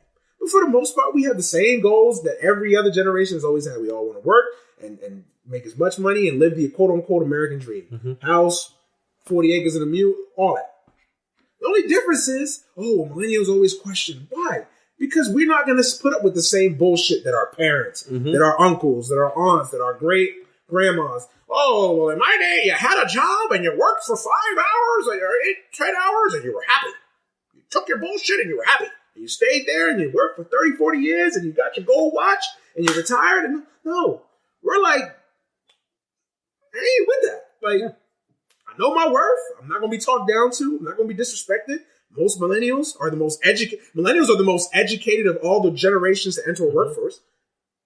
They are. The majority of millennials now have college degrees.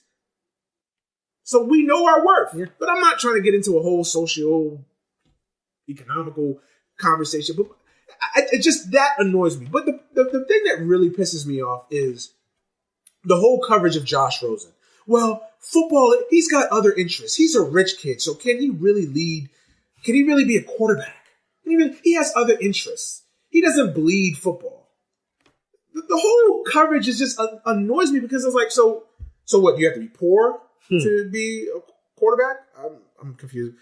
Last time I checked, Peyton Manning was rich. Tom Brady wasn't exactly poor. Tom Brady wasn't exactly poor. Maybe you drafted Johnny Manziel. He was rich. I don't know what Aaron Rodgers' family, but I don't think Aaron Rodgers was living in the projects. I'll say that. Eli, same difference. Eli, same, Andrew Luck. Yeah. So this idea that he's a rich kid, or because his dad is a world-renowned surgeon, that he's not fit to be a quarterback or a leader of men or whatever. First of all, these NFL teams need to go off these high horses with can you play? Yes or no? That's the number one thing. Can you play? Yes or no? And number two, obviously, you get into all the intangibles, how your character is. And I think that they are important when you're judging a quarterback. Jameis Winston, perfect example. Love his talent. I don't fucking like his head. Yeah. And the people he surrounds himself with. Case in point. So I get that, but the kid has never been in trouble. The kid has never done anything illegal. Hasn't stolen any crab legs. Hasn't allegedly raped any white girls in college. If he hasn't done anything, oh, well, he had a hot tub in his dorm room. So I don't know. We can't possibly draft him number one. Really? His biggest crime on this world is that he had a hot tub. But no, I think his biggest issue was he's outspoken. He's outspoken. I want a quarterback that's outspoken. NFL owners don't. NFL owners want their quarterback to. That Tom Brady card that comes up, that Peyton Manning card that reads up. I understand. Play hard every week. I understand where you go. I just think that this whole thing of we're gonna grade guys on this scale of well you shut up, you disclosure. Yeah. It's stupid. Can you play? Yes or no? Are you someone that we can depend on? Yes or no? Yeah. I think Josh Rosen has proven all of those things. The one question about Josh Rosen is health. He's had a couple concussions. He's had a bad shoulder. That is the only question mark I see with Josh Rosen. That's it. It's health. So the whole coverage of Josh Rosen and because to me, I love Josh Rosen. Yeah. I think I love Sam. I've said it on the show before. I think there's the big four, and within the big four, there's the big two, and then there's the other two. I know some people would put Josh Allen in the big two. I don't. To me, I can't teach accuracy. That would scare me. Footwork and accuracy, that scares me. When I hear that terrifies the fuck out of me. And Baker Mayfield is a whole nother can of worms. Aside from the fact that he's a Big 12 quarterback, and I don't trust those quarterbacks. Anybody plays in spread offense, you don't trust me? Those gimmicks. Again, all you Baker Mayfield fans out there, what did he do in the second half against Georgia? Oh wait. What did he do? Anyway, go back and watch the game. I know I did. I know you did. So whatever. Anyway, so to me, Josh Rosen is every bit as good as Sam Darnold. And when they've matched up, Josh Rosen's been the better player. So, yeah. And then Jim Mora with the whole... I'm criticizing Jim Mora from the fact that the timing of it. Like, are you... Why? It's like if I ask you for an endorsement. Like if I put you as a reference. It's like, how is Manuel Brown? Is Manuel Brown a good worker? Yeah, Manuel's a really good guy. But the thing about Manuel, you gotta get him to work. You gotta get him to work. Because if he loves you, he'll go hard for you. But if he does, like, what kind of endorsement is that? And it's one thing for my homie, nigga, but for your boss, your coach, your mentor, the man that was cultivated you for all these years. This is what you're gonna say? Exactly, you recruited me. That his job depended on you. And this is what you're gonna say about me? Yeah. Foul of the week. Hardcore foul. Like, Like, I don't understand it. Like, what? That's why I'm just like, what is your agenda? I know people are saying, oh, he's trying to get a TV job, so he's trying to prove he can be controversial. Really? And but here's the one that you get the major foul for. When they asked him who he would draft, he said he would take Sam Darnold. If I'm Josh Rosen, I'm like, wow. The nigga that I went to war with, we in the trenches day by day. The guy that you built your success at UCLA around, for the most part. And you gonna pick Sam Darnold? That's like, yeah, you can think it, you just can't say it. Exactly. Yeah. Or don't even say anything. Yeah. You better off just not even saying anything. Yeah, you can think it. Because the world could survive without having Jim Morris. You can even draft Sam Darnold if you were a coach of the NFL before you draft your guy. But I would speak honest because the first thing people would say was, okay. No, it's the same thing Pete Carroll did with Earl Thomas and Taylor Mays. Right. No, I get it. But I mean, when it comes to quarterbacks, there's a little bit of an issue. But I'm just saying, but I get what you're saying. You don't know if he recruited Sam Darnold and just didn't get Sam Darnold. Right. It was like, I always wish I could have recruited. Right. It could have been his guy. You never know. So, but you don't say that. Yeah, you don't say it. You don't say it. That's your guy, especially being a head coach and that being your quarterback. You say, hey man, I'm taking my guy. I know what my guy can do. Exactly. I know what my guy can do every side of that. And I'm not even asking him to lie. I'm just omit. Yeah.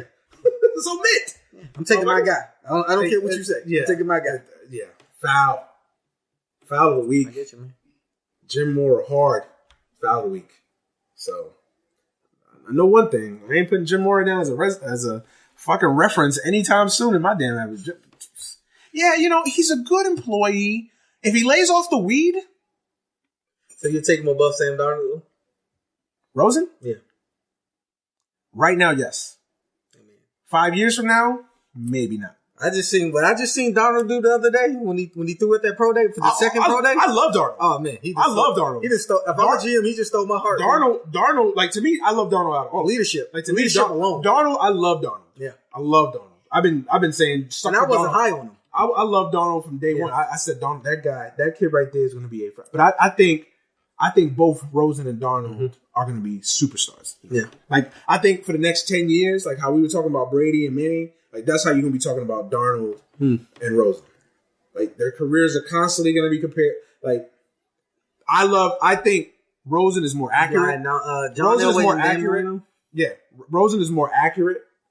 He's more of a gifted passer. Darnold has all of the throwing ability that Rosen does. Not as much, but he has the other intangibles. So that's what. But, I mean, Rosen is a beast. Rosen, like if you were to carve out a young quarterback like in a lab, like Rosen's that guy. Like if he would have came out his freshman year, I mean, there's no debate. Yeah. Like it wasn't even close. Yeah, it wasn't even close. Yeah. So, and I think also Rosen has suffered from. I think he's been at UCLA. He's been talked up since he was in high school. Yeah, and I think Darnold wasn't on that level. So I think that fresh. Yeah, so I think Darnold. I think everybody's just been dissecting Rosen for years, really. So I think he suffered from that, but the dude is a beast, man. I mean, we could get into that as we get closer to the draft, but Rosen's the guy for me. But yeah, so listen, foul of the week, Jim Mora. Go get fired from another job, Jim. How about that? Well, instead of getting guys jobs, worry about you keeping a job. Let's do that. Let's do instead of Jim Mora. That's why he's mad at Rosen, because he's supposed to kept him that job. He didn't. Yeah, because Rosen was supposed to recruit offensive linemen to protect them. Exactly. Rosen was supposed to recruit a defense. Yeah, Rosen was supposed to, I guess he's supposed to recruit linebackers and shit. Yeah, right. Exactly. Yeah, exactly. But hey, what can you do? Anyway, man, we're gonna get up out of here. It's getting kind of late over here at the castle of Lucas. Cool. The Knights have been already knocking on the door. Time to go. So we're going to get up out of here, man. As always, thank you for listening. Thank you for subscribing. As always, this podcast is available on everywhere you can find podcasts, iTunes, SoundCloud, Stitcher, Google Play, everywhere. Everywhere where you can find free podcasts, we're there. Follow us on Facebook, The Technical Foul Podcast. Join the TFP Nation page. Follow us on Twitter at DTF Podcast 1, on Instagram, the TF Podcast. We're everywhere, man. Everywhere. So keep listening, keep subscribing. Everything, man. You want to say something to the folks before we get out of here, man? They might not hear you for another 8 months. Come on, man. Like you said it all. He's a busy man. Hey, there's not even no shade with that. I mean, hey, the man is a superhero, man. I don't know when he's in town. Like, I talk to Lucas weekly, and he might be on the Eiffel Tower at the top of it, standing looking down, man. Come on, man. You said it all, man. We appreciate you guys for listening, subscribing, taking a moment out your day just to listen to friends, talk about sports, man. Same thing you guys do every day. We just do it in a different form and then put it in the format. Well, he mostly does the format, and I just do the talking. So, I really appreciate you guys. He really appreciates you guys. We put a whole lot of hard work into this. So, just continue to subscribe, listen, put it out there, put the message out there to other people. Maybe somebody just wants a down to earth sports podcast or a podcast they want to listen to. You can put them on to this one. So, we just appreciate you guys, and thank you. That's all we can say. That's all I can say. All right, we're going to get up out of here. Everybody be safe this weekend. Have a blessed, happy weekend. And we'll catch you on the podcast next week, everybody. Peace. Serious Sam.